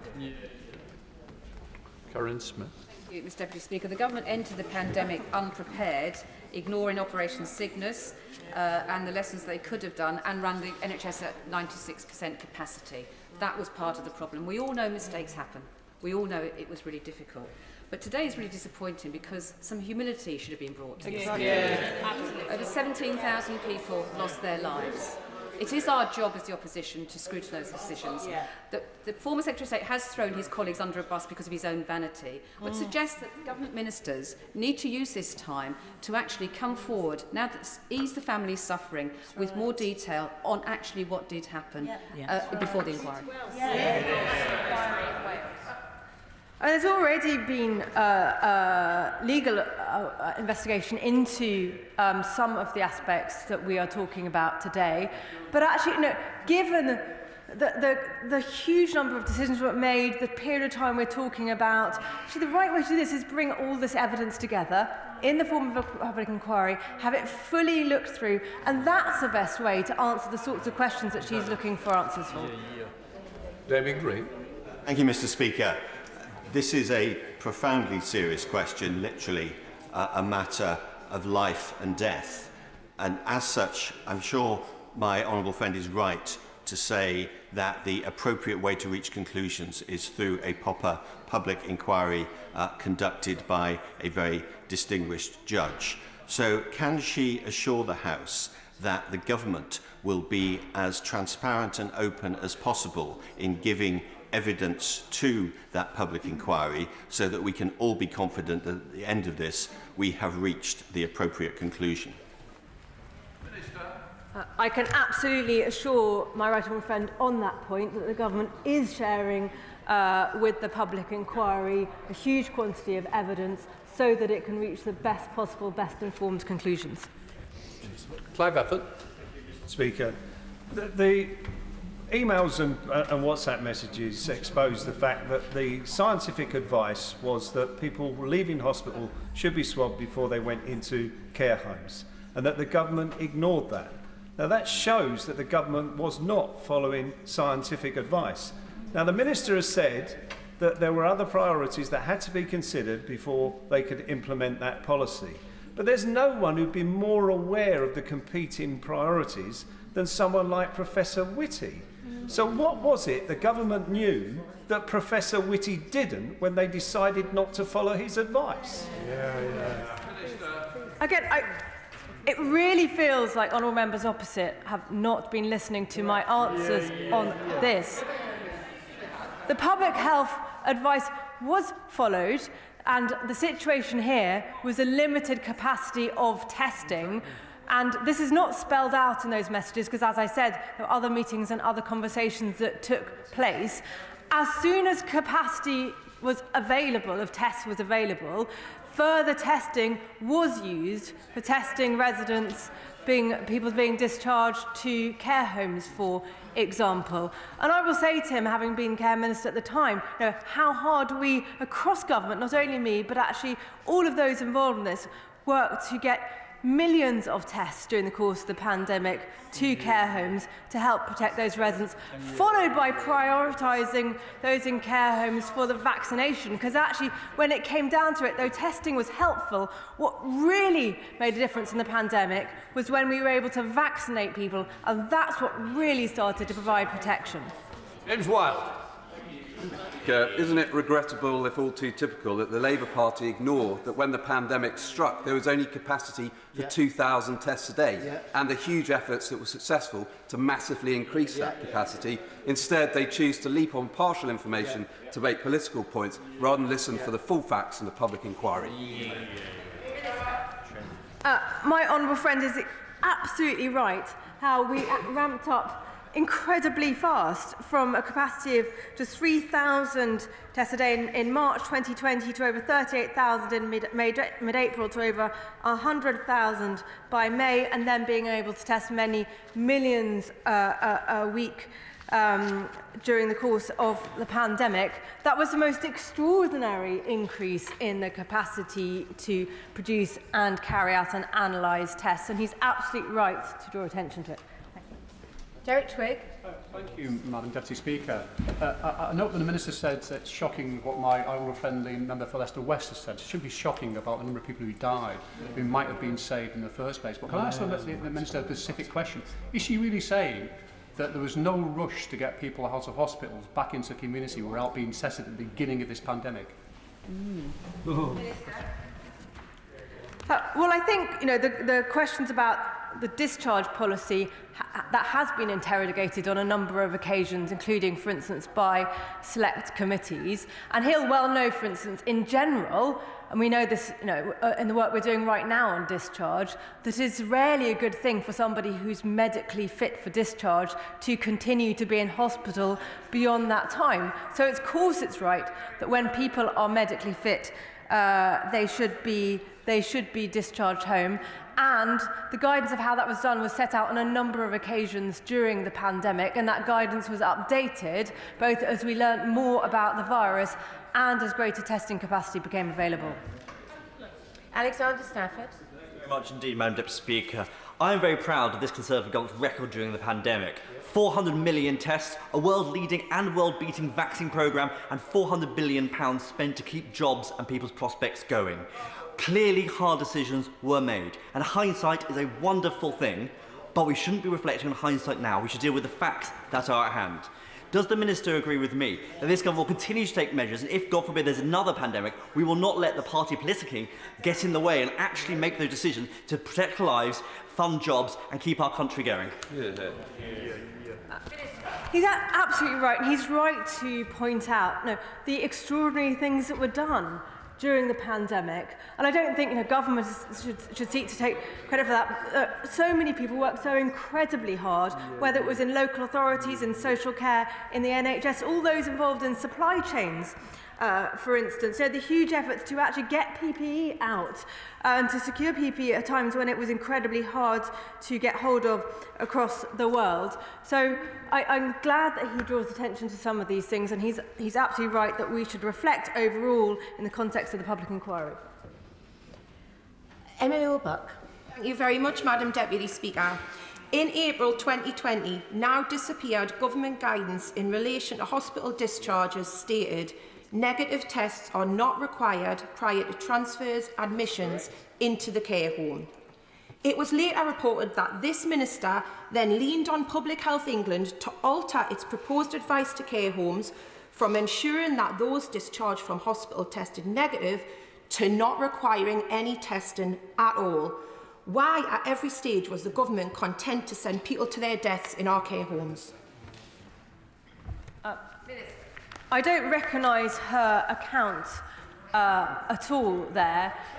If she looks back in some of the one of the legal cases that has looked into this question, she may find more accurate information about some of the conversations that went on behind the scenes. What I can assure her of was that in my capacity as Social Care Minister, as you would expect, I fought the corner for people in receiving care, both home care and in care homes throughout the pandemic.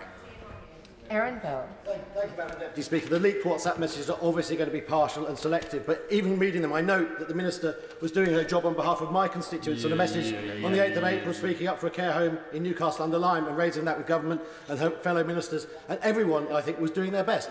I've served on the Lessons Learned Select Committee, Madam Deputy Speaker, and there are lessons to be learned. They can be learned with the benefit of hindsight, but the hindsight we've seen from the opposition front bench today is opportunistic.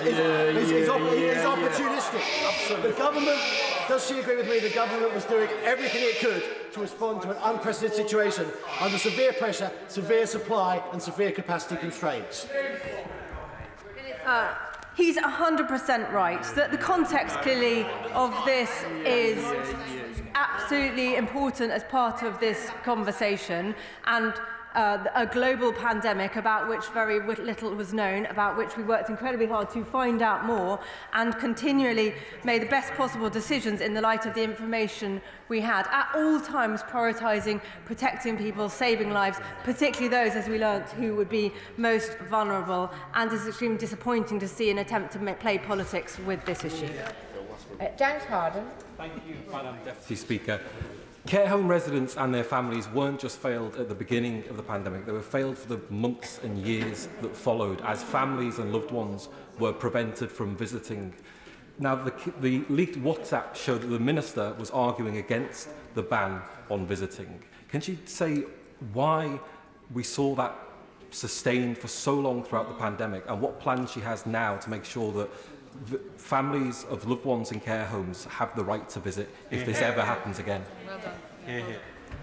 I know how strongly the honourable member feels about this, and clearly we're having ongoing conversations about visiting at the moment in care homes. It's evident in the WhatsApps that I was concerned during the pandemic to make sure that families were able to see loved ones in care homes.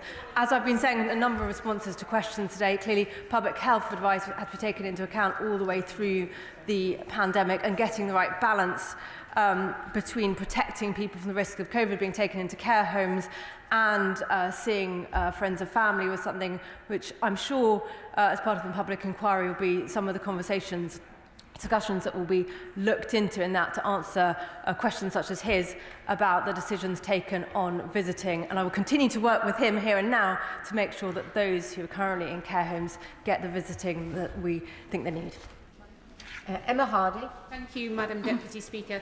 Today's front page of the Telegraph revealing that the medical advice was not followed will be heartbreaking for so many families up and down the country, reopening the grief that so many felt over the loss of their loved ones. Now, I've listened carefully to the Minister's responses, and she said basically that she's unable to compel the public inquiry to move more quickly. It is above her pay grade. But what she could do right now is commit to lobbying the government to complete that public inquiry before the end of the year.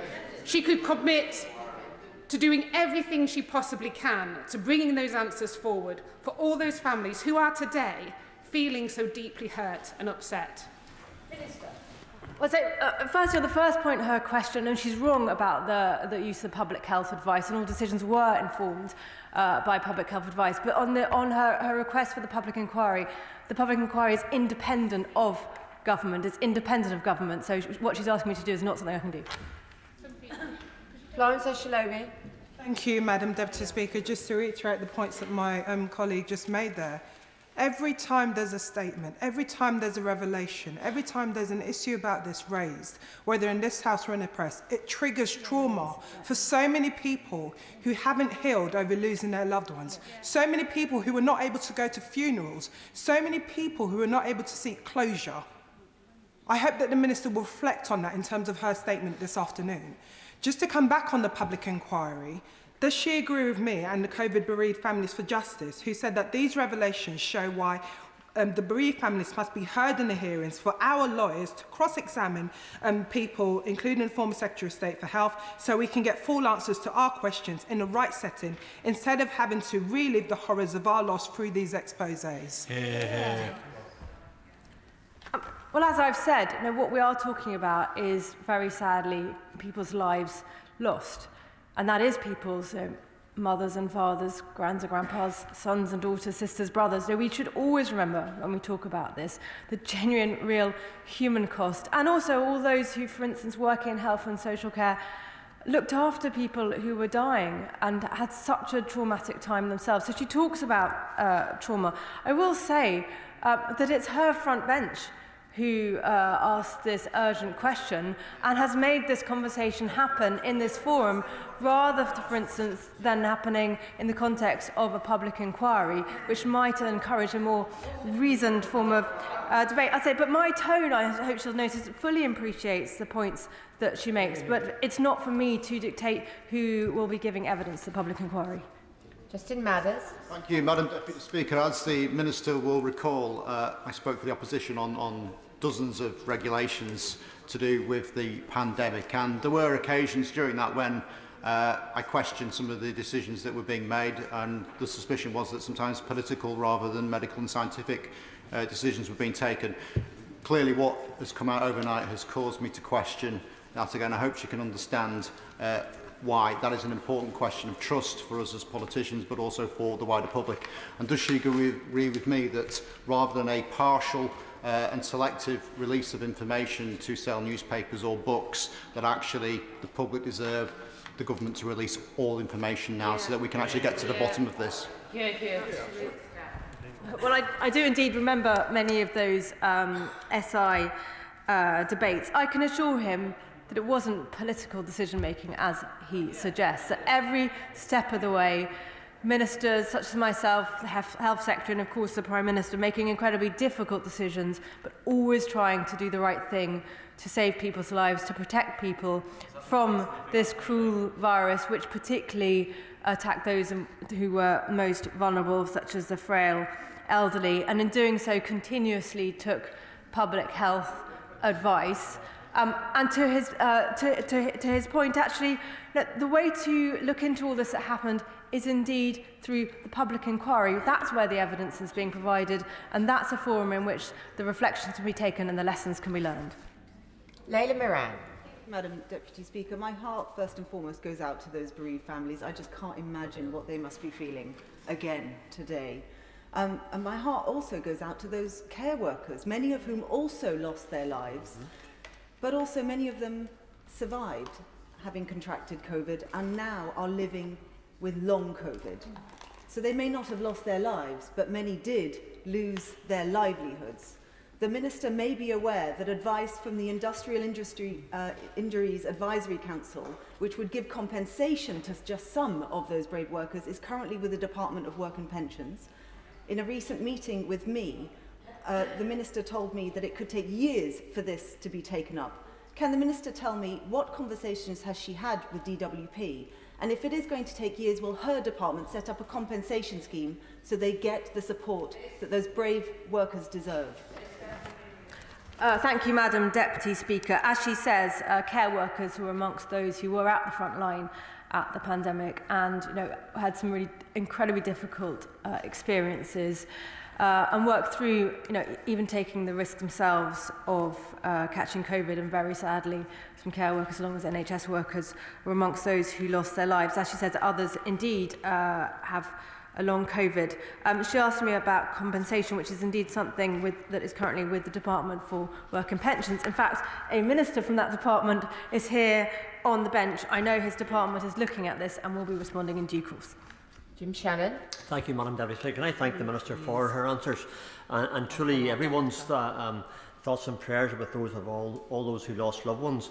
The impact to mental health of the COVID lockdown has been felt most keenly in care homes. And to see what the elderly people were put through and learning that the full protections were not in place and yet they couldn't see loved ones at the end of life is totally unacceptable.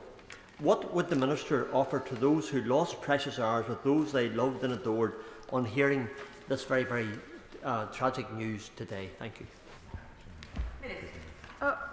Well, I will reiterate to those living in care homes, but of course their loved ones and families as well, that the government took every step all the way through the pandemic to protect those who we knew were vulnerable. For instance, prioritising testing, over 180 million tests going to care homes during the course of the pandemic, prioritising vaccinations. And I remember at the time talking to residents in care homes and how the vaccination for them was such a huge moment, because actually it was the first time they really felt they were protected from this truly cruel virus. It's also, I know how incredibly hard it was for families that they couldn't be with loved ones in care homes. One reason why we put out guidance about visiting, particularly saying if somebody was close to end of life, that they should be able to receive visitors. And I will continue to do my utmost as Minister for Social Care to make sure that we do our very best for those living in care homes. I thank the Minister for answering the urgent question. We now come to statement Deputy Prime Minister Dominic Raab. Madam Deputy Speaker, with your permission today I can announce that we intend to legislate as soon as possible to introduce an independent public advocate, to put victims and the bereaved at the heart of our response to large-scale public disasters, to make sure that they get the support they deserve through public inquests and inquiries, and to make sure they get the answers they need to move forward with their lives. And I know, Madam Deputy Speaker, the whole House will recall that fateful day on the 15th of April 1989 when thousands of fans prepared to watch the FA Cup semi-final between Liverpool and Nottingham Forest. 97 men, women and children lost their lives, unlawfully killed in our country's worst ever sporting disaster. What happened at Hillsborough was a monumental and devastating tragedy. I remember watching the scenes in horror to this day, and of course the impact is felt to this day, especially by the families and the friends of the victims. Of course, for Hillsborough survivors and the bereaved, that terrible day was just the beginning of a 34-year ordeal. It was followed by an appalling injustice, fans blamed for their own injuries, survivors and bereaved blocked at every turn in their search for answers. And frankly, Madam Deputy Speaker, we must learn the lessons of Hillsborough, and we must make sure that they never happen again. In terms of the wider context, major disasters involving significant loss of life are mercifully quite rare in the United Kingdom. But as Hillsborough, Grenfell, the Manchester bombings have shown, when they do happen, victims, families and the communities reflected and represented have not received the answers to their questions, have not received the support they need. And we are duty-bound as a government, as a house, to make sure that doesn't happen again, and to ensure positively that those families, those communities, never again have to struggle in anguish against a system created to help them in order to get the truth and some measure of accountability. Madam Deputy Speaker, the independent public advocate goes some way to making good on this government's long-standing promise to ensure that that pain, that suffering of the Hillsborough victims and other victims is never repeated again. I can tell the House it will be passed into law. It will be made up of a panel of experts to guide survivors and the bereaved in the aftermath of a major disaster. And it will deliver for them in, I think, 6 important respects that I want to outline before the House. First, the IPA will provide practical support to the families of the deceased and individuals or their representatives who have suffered a devastating or life-changing injury. This practical support includes things like helping them to understand their rights, such as the right to receive certain information at inquests or inquiries, signposting them to support services, for example, financial or mental health support. In particular, the IPA will help victims every step of the way, from the immediate aftermath of a tragic event right the way through to the conclusion of investigations, inquiries or inquests. We will make IPA support available to the closest next of kin relative, both parents, where they are separated or divorced, or to a close friend if there is no close family. And Madam Deputy Speaker, the support will also be there for the bereaved whose loved ones die after the tragedy as a result of their injuries. It was a particular issue in relation to Grenfell as well, I know from my experience as Housing Minister. The IPA will also offer support to injured victims and their representatives. Second, Madam Deputy Speaker, the IPA will give victims, critically, a voice when they need it most.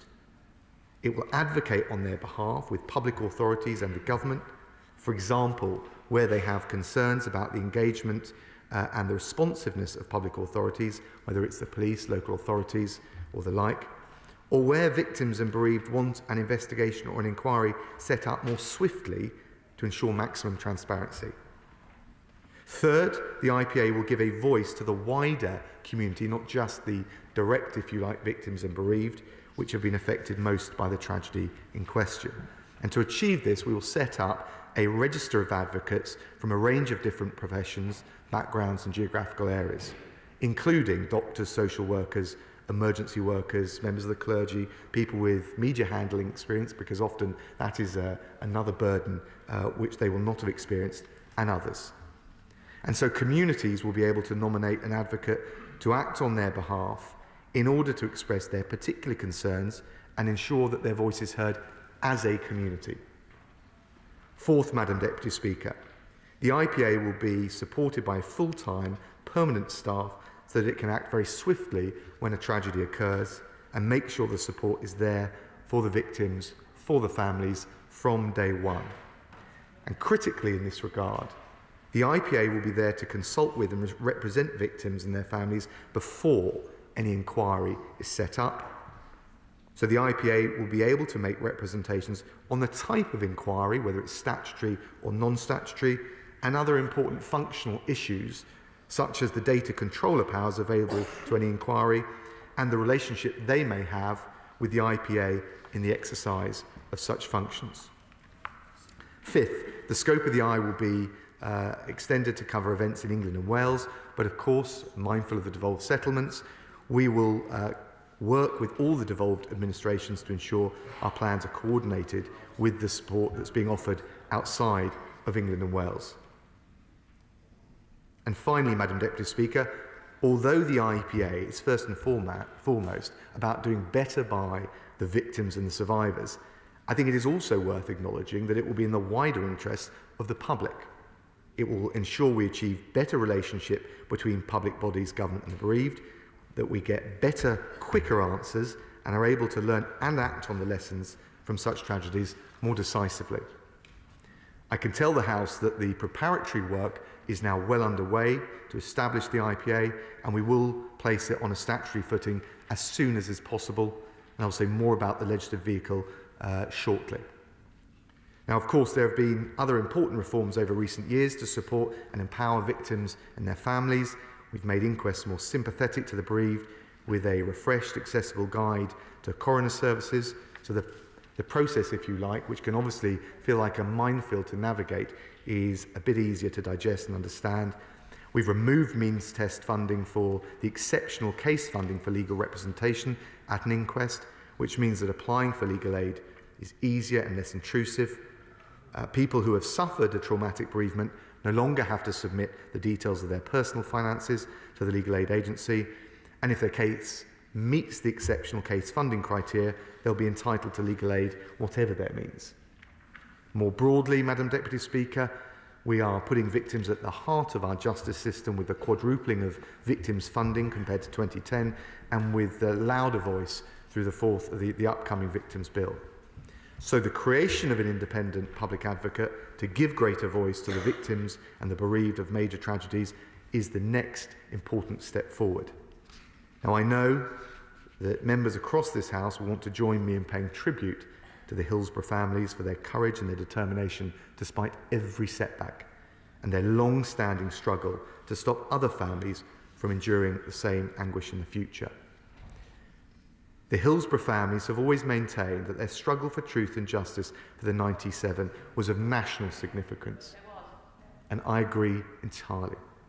And I also want to pay tribute to the families of those who died at Grenfell and the Manchester Arena bombing. Our hearts go out to them for their loss, and I pay tribute to them for their dignified courage. May I also take this opportunity to pay tribute to those in this House and the other place who have campaigned on this tirelessly.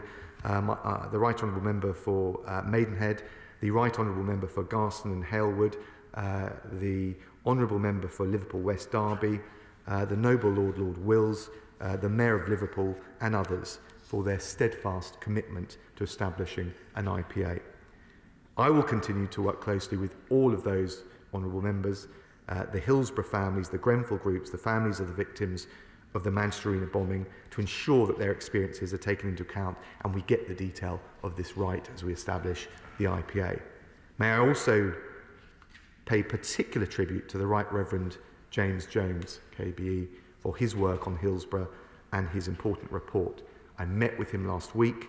The government will be responding to the wider report this spring, and we know in our heads and in our hearts that there is still much more to do to heal the wounds from that horrendous and heartbreaking tragedy. But this is an important step forward. The IPA will make a real difference, and I commend the statement to the House. Shadow Secretary of State Steve Root. Thank you, Madam Deputy Speaker. And can I start by thanking the Secretary of State for advance sight of his statement. For decades, the Hillsborough families fought for justice. They fought for the truth about how 97 innocent children, women and men were unlawfully killed in wholly avoidable circumstances. They faced a cover-up by public authorities who hid the truth and blamed the victims. These brave families did more than seek justice for their loved ones. They sought to shine a light on what had gone so tragically wrong, because that's how we learn how not to make the same mistake again. But it should never have taken over 3 decades. I was in Sheffield on that fateful day in 1989, just a mile or so from Hillsborough, with a junior doctor friend who was called back to the hospital to treat the victims and deal with the aftermath.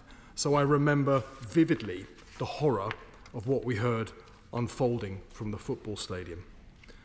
Today, I pay tribute to those families for their long struggle for justice, and to those who've spoken up for them, notably the Right Honourable Member for Garston and Halewood, the Honourable Member for Liverpool West Derby, the Right Honourable Member for Maidenhead, the former Prime Minister, Lord Wills, and the Mayor of Manchester.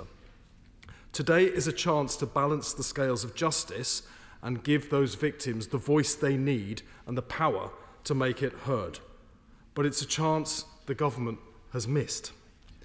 The government's proposals don't go far enough, and they will be too weak as they currently stand to prevent cover-ups in future. The public advocate needs to be a fully independent, permanent figure accountable to the families, not a panel of advisers appointed by the government, if they see fit, as a signposting service. It's critical that the public advocate has the full power of a data controller, not just the power to make representations, as we just heard from the Secretary of State.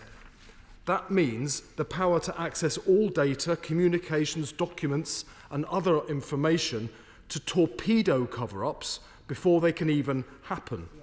Now, we know from the Hillsborough Independent Panel that the existence of these powers would be a massive deterrent to future cover-ups. So, I would ask the Justice Secretary, will he reconsider and establish a fully independent public advocate? And will he agree to give them the full power of data controller right from the start? This matters immensely, because without control over data that can expose the truth, there can be no transparency. And without transparency, there can be no justice. Now, I have to ask, how many more tragedies will it take to wake this government up? How many more lives need to be lost? Labour is committed to real change. In government, we will establish a fully independent public advocate accountable to survivors and to victims' families, and we'll arm them with the power they need to access documents and data to expose the truth about what went wrong, and importantly, to stop cover-ups before they can happen. That will be part of a Hillsborough law with teeth that will also give victims' families access to legal aid and impose a duty of candour on public officials.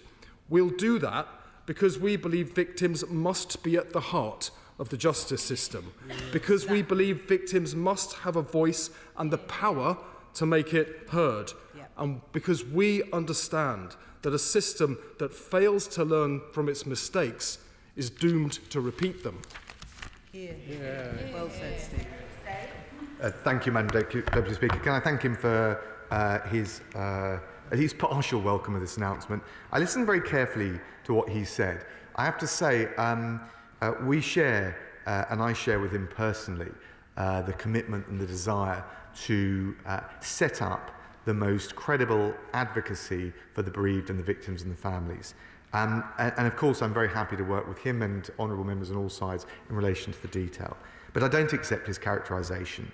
He said it wasn't independent, but in fact, it would be decided on the basis of consultations with the victims and the bereaved, and that must be right in order to make sure you have the right range of experts to deal with the particular circumstances of the tragedy in question.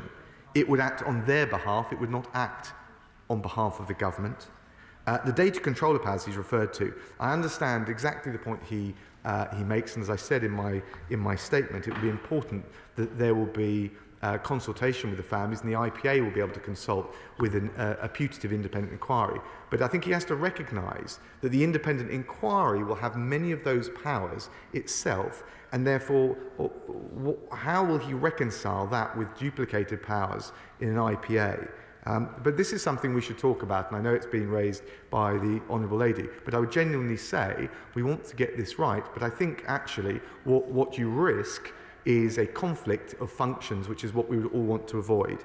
He mentioned other measures like the duty of candour.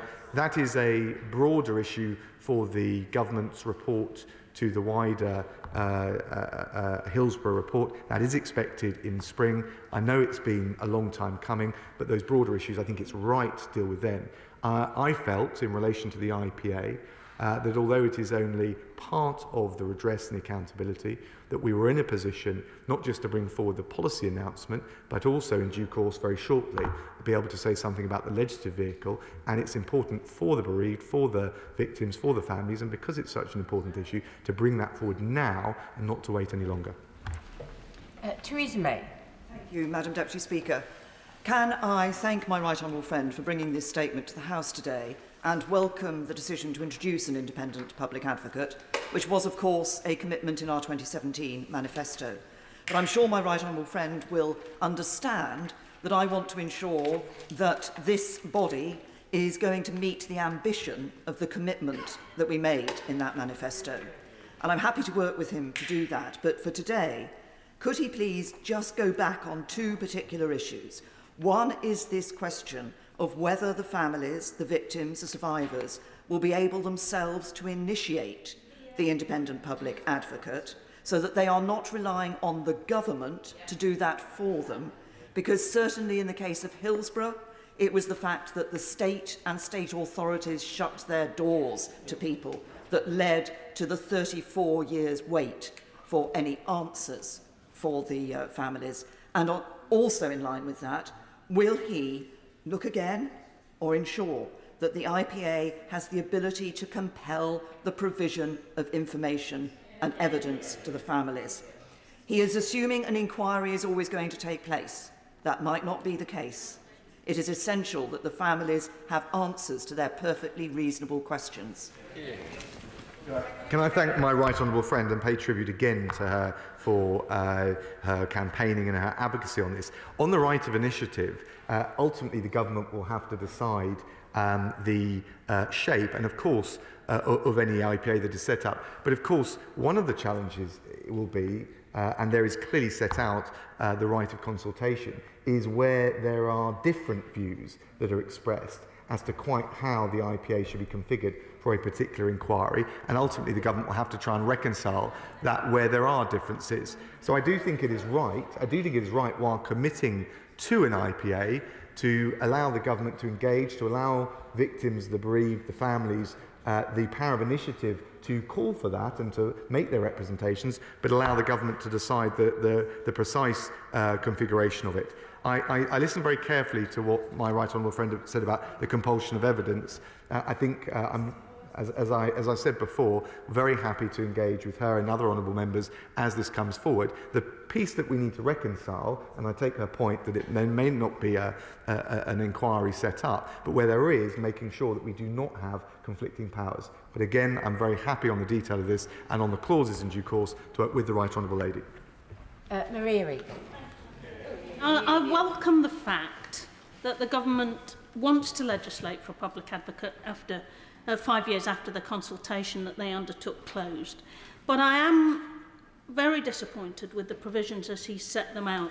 Now, his proposed public advocate wouldn't be independent, it wouldn't be a data controller, it would not be able to act only at the behest of families, it would be directed by the Secretary of State, it wouldn't have the power to appoint independent panels, such as the Hillsborough Independent Panel, but at a much earlier stage following a disaster than the 23 years it took us to get that report out. And it wouldn't have the power to use transparency to get at the truth at an early stage and torpedo the cover-ups that public authorities set about undertaking in the aftermath of disasters. This must be something that the families themselves can initiate, that they can use to get at the truth at an early stage, The fact that the public advocate would have the power to compel, to produce documentation, to shine the light of transparency on what public authorities have done in the immediate aftermath of a disaster would stop cover-ups. It would mean that you wouldn't have 34 years later people still having to find out and fight to get at the truth. That is the prize within our grasp if we set this up right, Madam Deputy Speaker. So, does he accept that he'll be missing an opportunity, an important opportunity to stop things going wrong for families if he doesn't beef up his proposals significantly?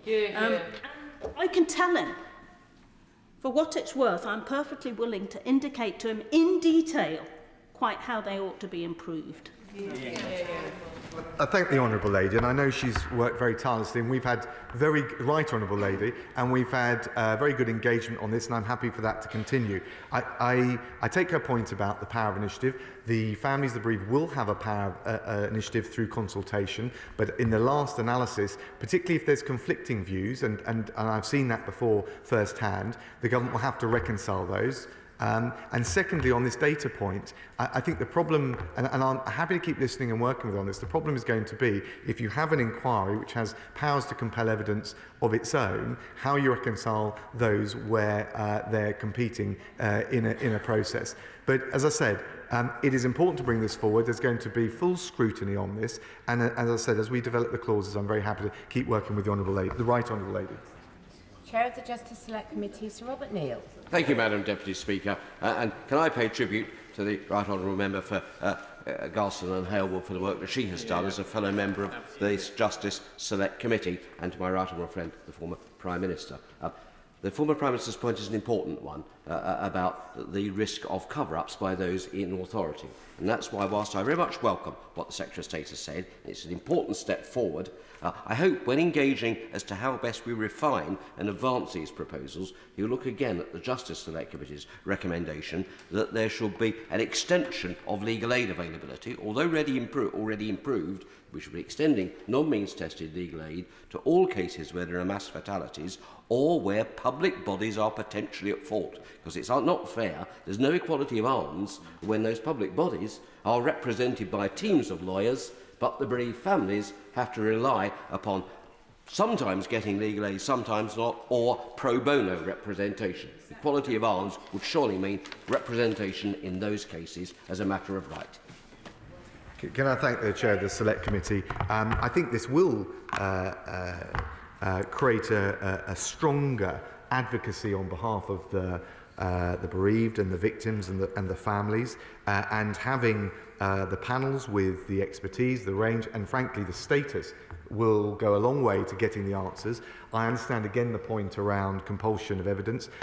It's not a theological objection to it, certainly as far as I'm concerned. It's a question of reconciling competing powers when inquiry is set up. I will of course look at the Justice Select Committee's report and recommendations on this. I think just on inquiries in general, of course, they're not supposed to be adversarial, which is why the rules in relation to legal aid are as they are. But we will look and work with colleagues on all sides of the House as we bring forward these important clauses.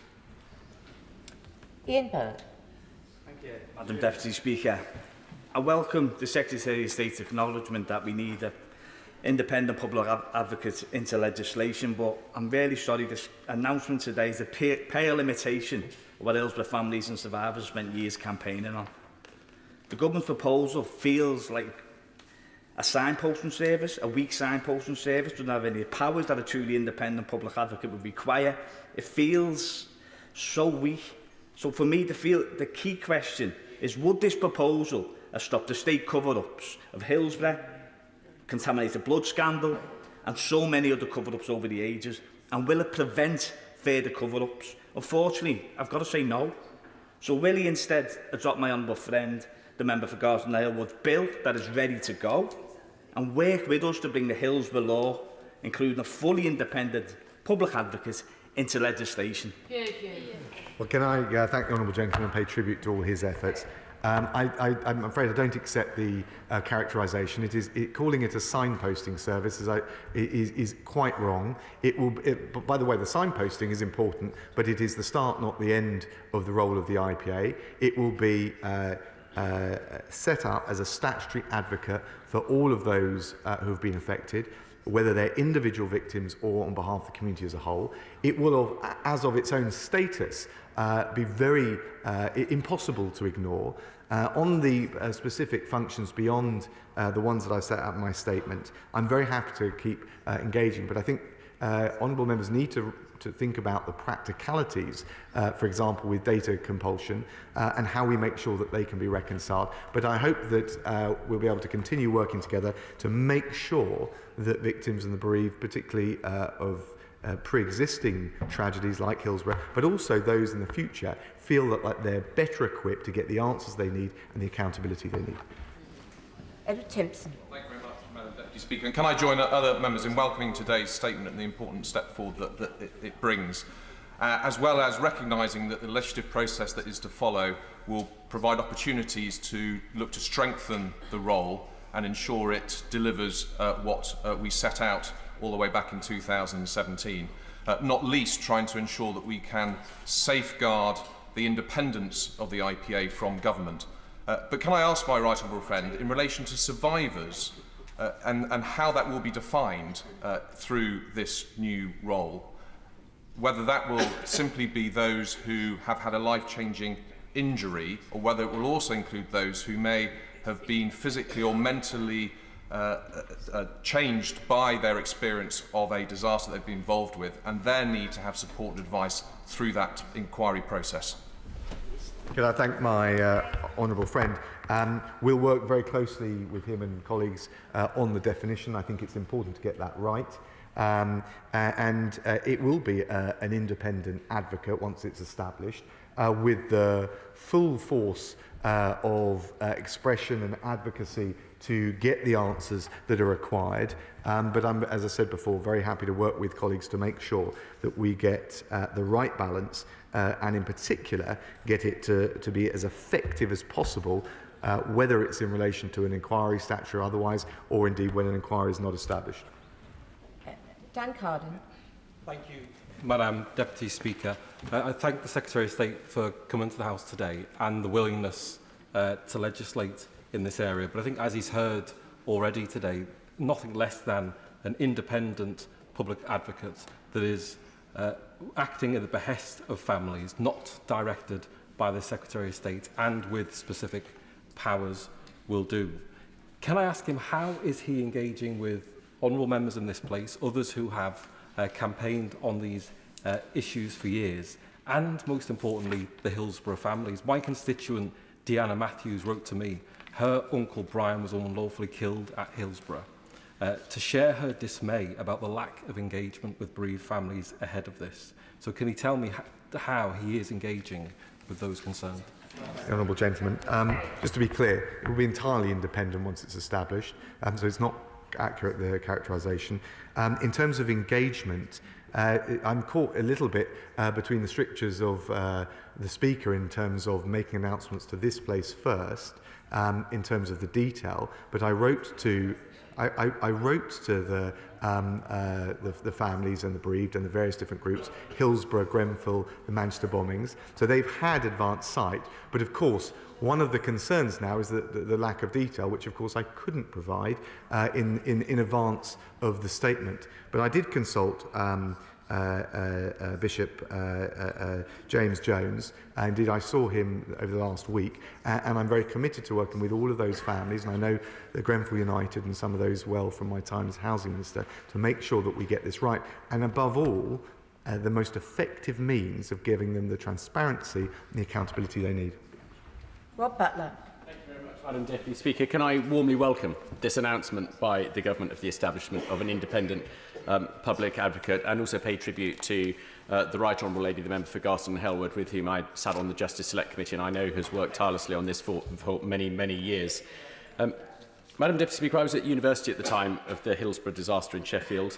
Sadly, a friend of mine died in that tragedy, and so I know all too well the frustration that the bereaved families have felt ever since.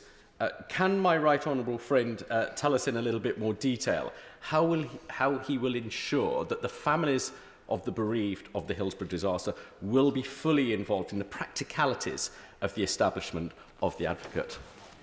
I thank my honourable friend, and I'm very sorry for his loss in relation to Hillsborough. I mentioned some of the engagement. I've offered to meet with the families and the groups, not just of Hillsborough, but in relation to Grenfell and the Manchester Arena bombings. I've always found in these cases where you're facing the bereaved or the survivors of such a dire tragedy, that the most important thing is that they feel that they've got access, and I'm very happy to, as I said, to meet with any of them. Alison McGovern.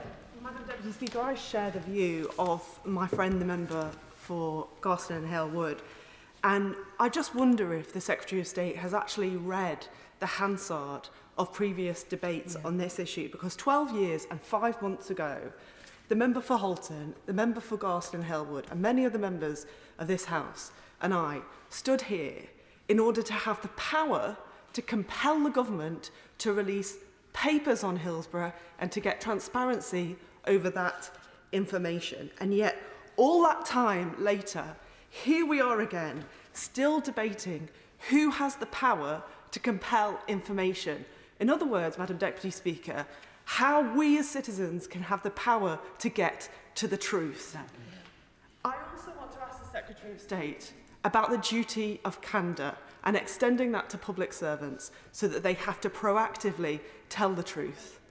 Because without this information, we will, as the member for Garston and Hale Wood have said, we will always be liable to these cover-ups. I saw it through all of this process with Hillsborough, with Lacanal House, with Grenfell, with the COVID inquiry, again and again and again. And I want the Secretary of State to understand this issue properly. It's about the truth. So will he explain what he's going to do on duty of candour? Hear, hear. Can I thank the Honourable Lady, and I know she cares about this subject deeply. I am familiar with these challenges from my time as Housing Minister, aside from the issue of Hillsborough, which I followed closely. On the issue of the duty of candour, I totally understand the importance of that, and I've never said that the IPA is the whole picture. I said it's a partial but an important step that we take, and better to get on with it, because I think after so long, one thing I get from the communities and the victims and the survivors is the need to get on with tangible action. That's the way we'll restore confidence. But the duty of candour is something that was included in the report by Bishop James Jones, and therefore it is right that that is part of the response that the Home Office brings. And I know has previously been set out, they will publish that response in the spring, and of course it will cover that issue. Sir Julian Lewis. Thank you, Madam Deputy Speaker. Will my right honourable friend explain in a little more detail at what point and under what circumstances the availability of the advocate will be triggered? I see that he can be involved in not just inquiries but also inquests. So how large a tragedy does it have to be before the victims bereaved can call upon his or her services? Can I thank the Chair of the Select Committee, my honourable friend. He raised a very good point. The principle is that it's there for major tragedies. This is a specific institution set up with a range of expertise designed to deal with that. And so it's not dealing with one loss of life or a smaller event like that. And I think on the definition we'll need to work very closely with honourable members to get that right. Well, there are so many good things in the Right Honourable Lady's Private Members Bill, but I think there's more actually that we can do than just that. And there are some areas where, as she knows from her engagement with me, and we talked about this at some length, whilst I'm always happy to continue engaging, we take a different view. But the most important thing, and I think my honourable friend has made this point very well, is to make sure it's as effective as possible. I'm committed to that, and I'm committed to working with honourable members on all sides. Derek Twigg. Thank you, Madam Deputy Speaker. Madam Deputy Speaker, as you know, I was at the Hillsborough disaster, and along with my honourable friend, the member for Garston and Hale Wood, we worked very, very closely with the families, particularly in the lead-up and deciding of the independent panel. So we do know quite a bit about the impact on families and what families want and victims. So I came here today when I saw the heading, Madam Deputy Speaker, saying it's an independent public advocate. What I'm going away from today, Madam Deputy Speaker, is I'm not sure what independent means. Because the government hasn't set out clearly how independence will be. It appears to me from what the Secretary of State has said, that actually it won't be totally independent. And I am surprised, given that there's been so much discussion in this chamber, and again, my honourable friend and member for Halewood and Garston and Halewood. So there's been plenty of discussion, but the Secretary of State's come here today, and I think it's a bit muddled. What is independence he means? Because it is truly independent, it means it's independent, and ministers have no role in that whatsoever. To be clear, on the right of initiative, which I know the Right Honourable Lady has raised and included in her bill, that is something where, because you could get different views as to the shape or the scope, that is something that the government will have to ultimately have the last word on. But frankly, what he said about it not being independent is wholly wrong, and we ought to be very clear. From its point of establishment in relation to a tragedy, it will be wholly and entirely independent to serve the victims, the bereaved, the survivors, and only them. I couldn't be clearer on the subject. Kevin Foster. Thank you, Madam Deputy Speaker. A lot of this statement is very welcome and hoping to balance the position for families and victims, not least when they had the unedifying sight of actually those phalanxes of lawyers they were facing, knowing they were actually being paid for by their own taxes and by public funds to sometimes cover up the impact on their relatives. I must say, I don't find myself particularly persuaded on the points he's made around the compulsion of evidence, which would strike me as something that does need to be part of this. But in terms of his preparation work, which he referred to, what is the timeline he has set for that preparation work in terms of this institution being up and ready, pending the legislation coming through this House? Well, can I thank the honourable gentleman? He makes a good point. The policy work is quite far developed, but of course we haven't foreclosed options in order that we can have maximum transparency and proper engagement. I need to identify the right legislative vehicle, and then it will take as long as the House takes to enact it. But I hope to say more on the legislative vehicle very shortly. Dame Diana Johnson. Can I just put to the Secretary of State that in the case of the contaminated blood scandal, governments failed to acknowledge what had actually happened for decades. Even though thousands of people had been harmed and died, and it's now recognised as one of the worst treatment disasters in the history of the NHS. So how would this independent public advocate work in the circumstances where incidents happen over many years, across many parts of the United Kingdom, and when governments fail to come clean about the involvement of the state for years and deny there was a problem? So what confidence would victims actually have in a system where the government decide whether an independent public advocate was appointed? Well, can I, first of all, we're talking about the final configuration of the IPA, and the decision to the immediate consultation will take place with the families and with the bereaved. In relation to how it would help in a scenario like that, that is precisely why, and with the greatest respect to the Right Honourable Lady, we went for a panel approach so that we had the range of experts, because a disaster like that would be quite different from, say, Hillsborough or Grenfell, and therefore it's important that the IPA has the range of expertise. And quite frankly, the minute an IPA is established, the questions that it asks, and I take the point about compulsion of data and evidence, and that's something I'm very happy to keep looking at. But from the moment an independent public advocate started asking those questions, I think, given the nature of its status in statute, you would break down many of the barriers that previously have faced victims in these situations. Andy Carter. Thank you very much, Madam Deputy Speaker. I agree fully with my right honourable friend when he says getting the detail right is vital in this process. And I'm very pleased with the tone he's taken in some of the comments he's made, that he is willing to work with members from across the House to reach the right settlement for victims, to ensure that this process is right for the future. I wonder if you could explain a little bit more about the panel that he plans? And in particular, will victims be able to be fully represented? Can they elect people to go onto this panel to advocate for people involved in a tragedy? Can I thank my honourable friend? He's right. The point of having a range of expertise on the panels rather than a single public advocate is precisely to ensure that you've got the range of expertise to deal with the nature of the tragedy that is unfolding, but also to allow the victims, the bereaved, the families to be able to be properly consulted. In addition, they will have the ability to nominate, if you like, a community level representative on that panel to make sure that, as well as dealing with technical issues, to make sure that as well as individuals being represented, the community as a whole and the community concerns often expressed as a whole are properly reflected in that advocacy. Margaret Greenwood. Deputy Speaker, I'd like to pay tribute to the Hillsborough families and all of those affected for their tireless campaign over decades to establish the truth of what happened and their determination to make sure that families do not have to suffer the injustices that they've been forced to endure. And I would pay tribute in particular to the Honourable Member for Right Honourable Member for Maidenhead and for Garston Halewood for all of their hard work on this. The Minister's talking about a conflict between the IPA and any inquiry. But surely he must recognise that it is vital that victims and families can feel confident that they have a truly independent advocate. And surely he must recognise too that by definition you can't have too much transparency.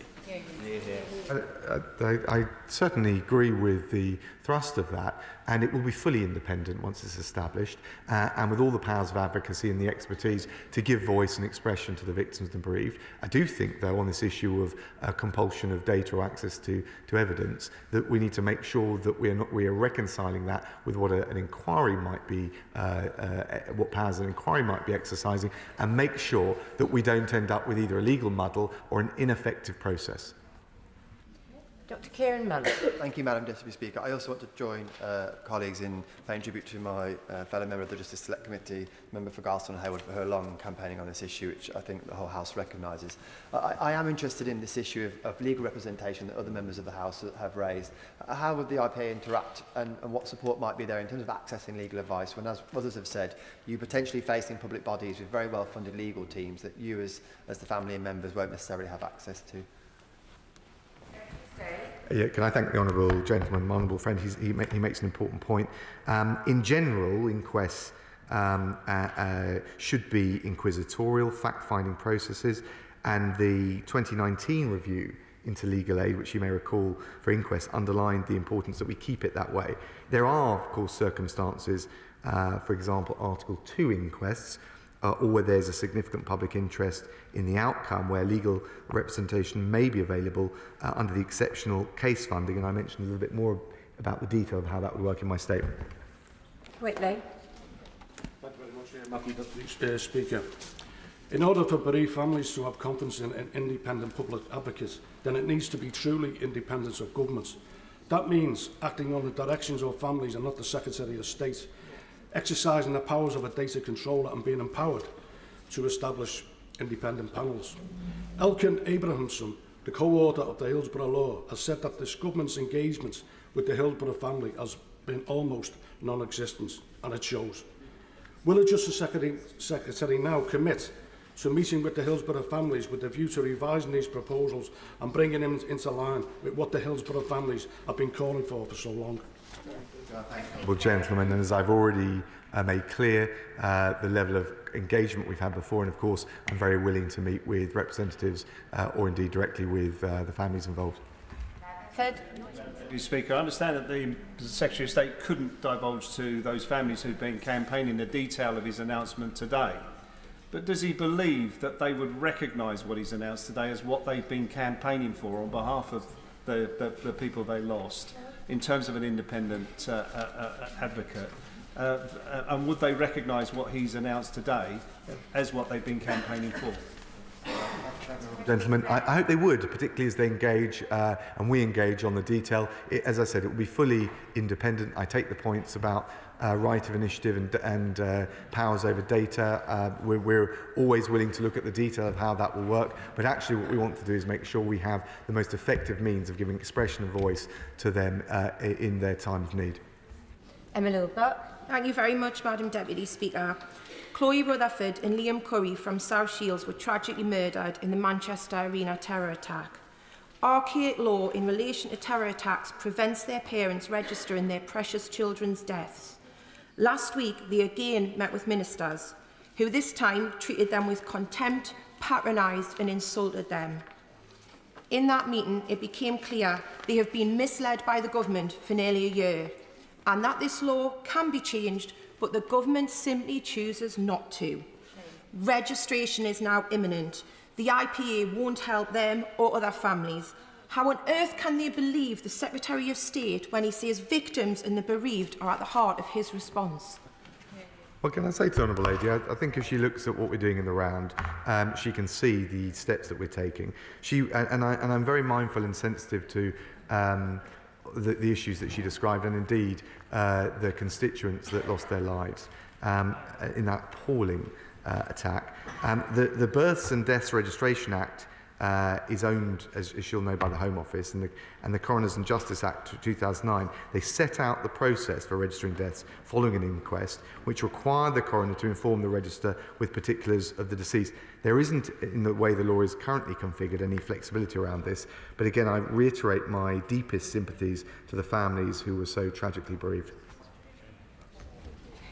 I thank the Secretary of State, Deputy Prime Minister, for his statement. And we now come to the statement from Minister of State Andrew Mitchell. Yeah.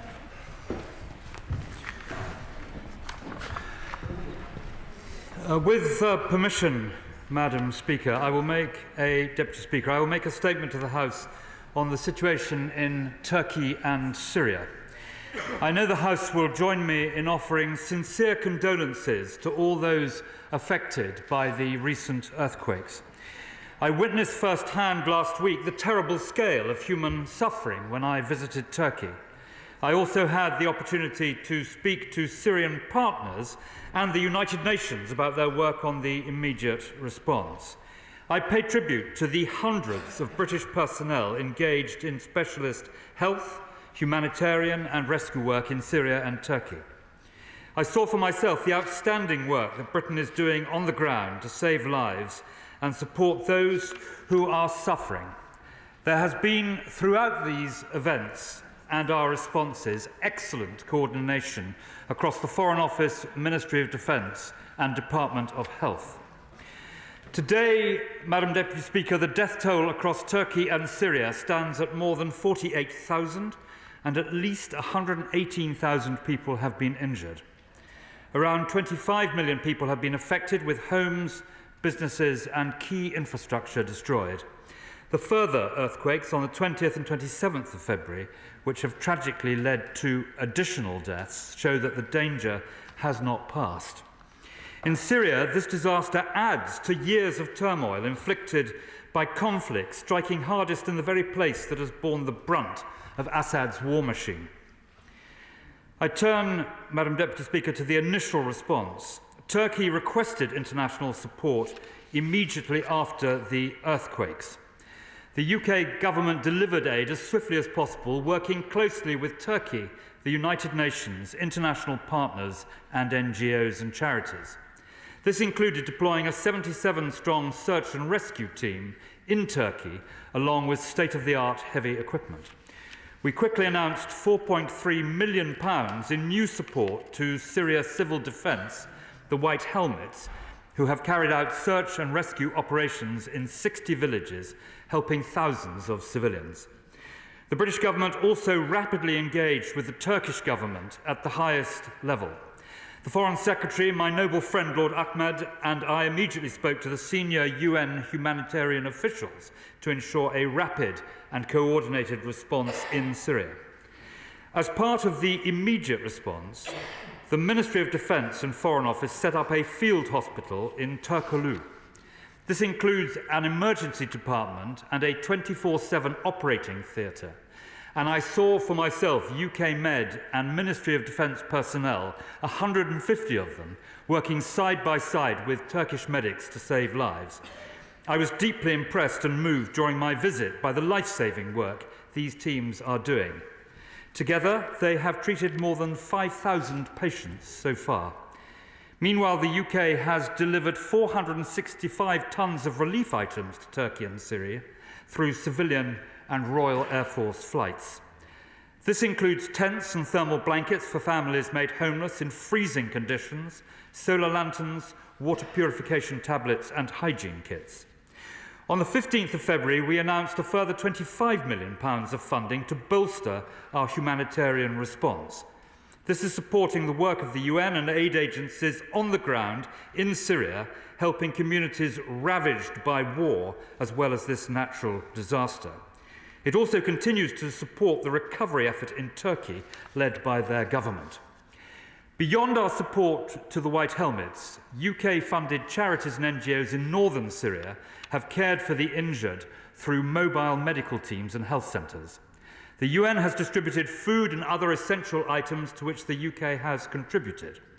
Further assistance will be delivered in the coming days as part of the UN's Syria Cross-Border Humanitarian Fund, to which the UK is one of the most significant donors.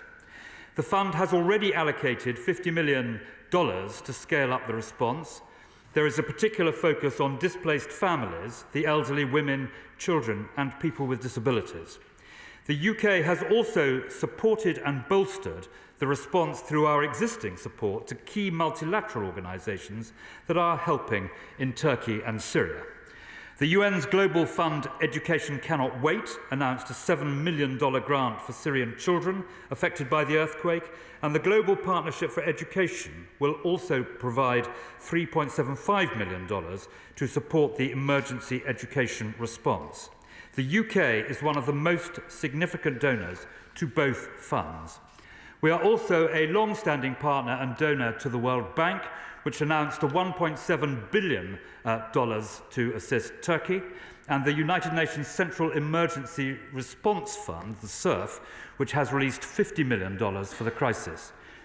Most significant is that our constituents, the British public, have demonstrated extraordinary generosity through the Disasters Emergency Committee appeal, raising more than £100 million. This figure includes $5 million from the UK taxpayer in matched seed funding. In the UK, Madam Deputy Speaker, His Majesty the King visited Turkish diaspora groups and members of the British Syrian community at Syria House, a donation point in Trafalgar Square in London, on the 14th of February, and my right honourable friend, the Foreign Secretary, also visited Syria House on the 16th of February. It is clearly vital to ensure that humanitarian aid reaches those who need it as efficiently as possible in Syria. I will continue to engage with the United Nations to ensure maximum access for as long as required. We welcome the accelerated pace of United Nations deliveries and are monitoring the situation closely in the Security Council in New York. The House will understand that the scale of this tragedy is immense. The UK will continue to stand in solidarity with Turkey and with the people of Syria during these most testing of times. I commend this statement to the House. Shadow Minister Rico Gill. Thank you, Madam Deputy Speaker, and I want to thank the Right Honourable Member for Sutton Coldfield for giving me advance sight of his statement. Madam Deputy Speaker, we have all been deeply shocked by the scenes from Turkey and northwest Syria. The damage done and the loss of life inflicted by these earthquakes and aftershocks is incomprehensible. The death toll between the two countries has surpassed 48,000 people. About 25 million people, a staggering figure, have been affected overall, with homes, businesses and key infrastructure destroyed. We are looking at a damage area of over 50,000 square kilometres. The Labour Party, and I'm sure each member present today, sends our deepest condolences, our thoughts and sympathies to all those whose lives have been devastated by this appalling tragedy. The many heartfelt contributions from members across this House in the Westminster Hall debate last Thursday demonstrate the strength of support for the people of Syria and Turkey at this time. Turkey is, of course, a close NATO ally and the partner of the United Kingdom, and there are many close ties of family and friendship between us, as with the people of Syria, many of whom have fled from the crisis there to be in the United Kingdom. We are duty-bound as a nation to respond to the challenges posed by this disaster, not just in the short term, but in the long term too, even as the cameras and headlines move on. While we have seen countless images of despair and devastation, I'm sure that all of us have heard the stories of bravery, resilience and hope. I hope that this disaster can show that the spirit of humanitarianism still prevails across much of the world. The response of the British public has, of course, been incredible. Over 30 million donated to the Disasters Emergency Committee appeal in its first day, which has now raised over 100 million. This shows the British public at its best. Generous, outward-looking and deeply concerned for the welfare of others around the globe. And I would like to take this opportunity to express my thanks to the search and rescue teams that sprang to action within hours of the tragedy to assist in saving people trapped under the rubble of buildings that had collapsed. Speed was absolutely critical in those 72 hours, and I was very proud to see how quickly British forces mobilised on a flight out to Gaziantep. In particular, I want to give my thanks to the volunteers from West Midlands Fire Service, Shayam, Sean, Mark, Agia, James, Mark, Joe and Paul, who flew out to Turkey, and Rob and Hannah, who supported from the United Kingdom. The UK government was right to respond quickly in those first 72 hours, and our support to the white helmets was vital, while humanitarian access to northwest Syria was impeded. And the delivery of medical assistance, rescue equipment and sniffer dogs to the disaster area has been important to help people in the immediate aftermath. However, we are now in a new phase of our response. Our support must not stop there. People are in need of emergency accommodation, food, healthcare, water and sanitary health, and the largest single need is for emergency shelter in both countries. The earthquake has not only resulted in additional displacement, but has also diminished the prospects for safe return of internally displaced persons from earthquake-affected areas. Even before the earthquake, an estimated 4.1 million people in northwest Syria relied on aid to meet their basic needs. And the UN estimates that in northwest Syria, 120 schools have been destroyed and 57 hospitals have been partially damaged or forced to suspend their services following the earthquakes. That is absolutely devastating. And for those who survive, hunger, dirty water, or the bitter winter cold still pose a significant threat. It is in Britain's interest to support Turkey and Syria.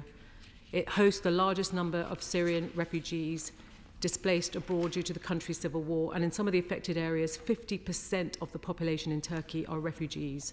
Through multilateralism and common purpose, we can stand together in the face of tragedy and do more than we can alone. The work that the UK has supported through our multilateral partners is significant, and a reminder of the many important partnerships that the UK has led in and often helped found over the years. The UN appeals for Turkey and Syria have now been announced, with a combined 1.4 billion requested for both countries over the next 3 months. And as yet, the UK has not announced any further direct support since the launch of these two appeals. What is the Minister doing to coordinate and scale up the humanitarian response with our international partners in the United Nations? And of the 30 million announced so far, can he say over what time frame that will be dispersed? How will this be distributed between the two countries? And crucially, can he confirm where that support has been drawn from and that it will not be taken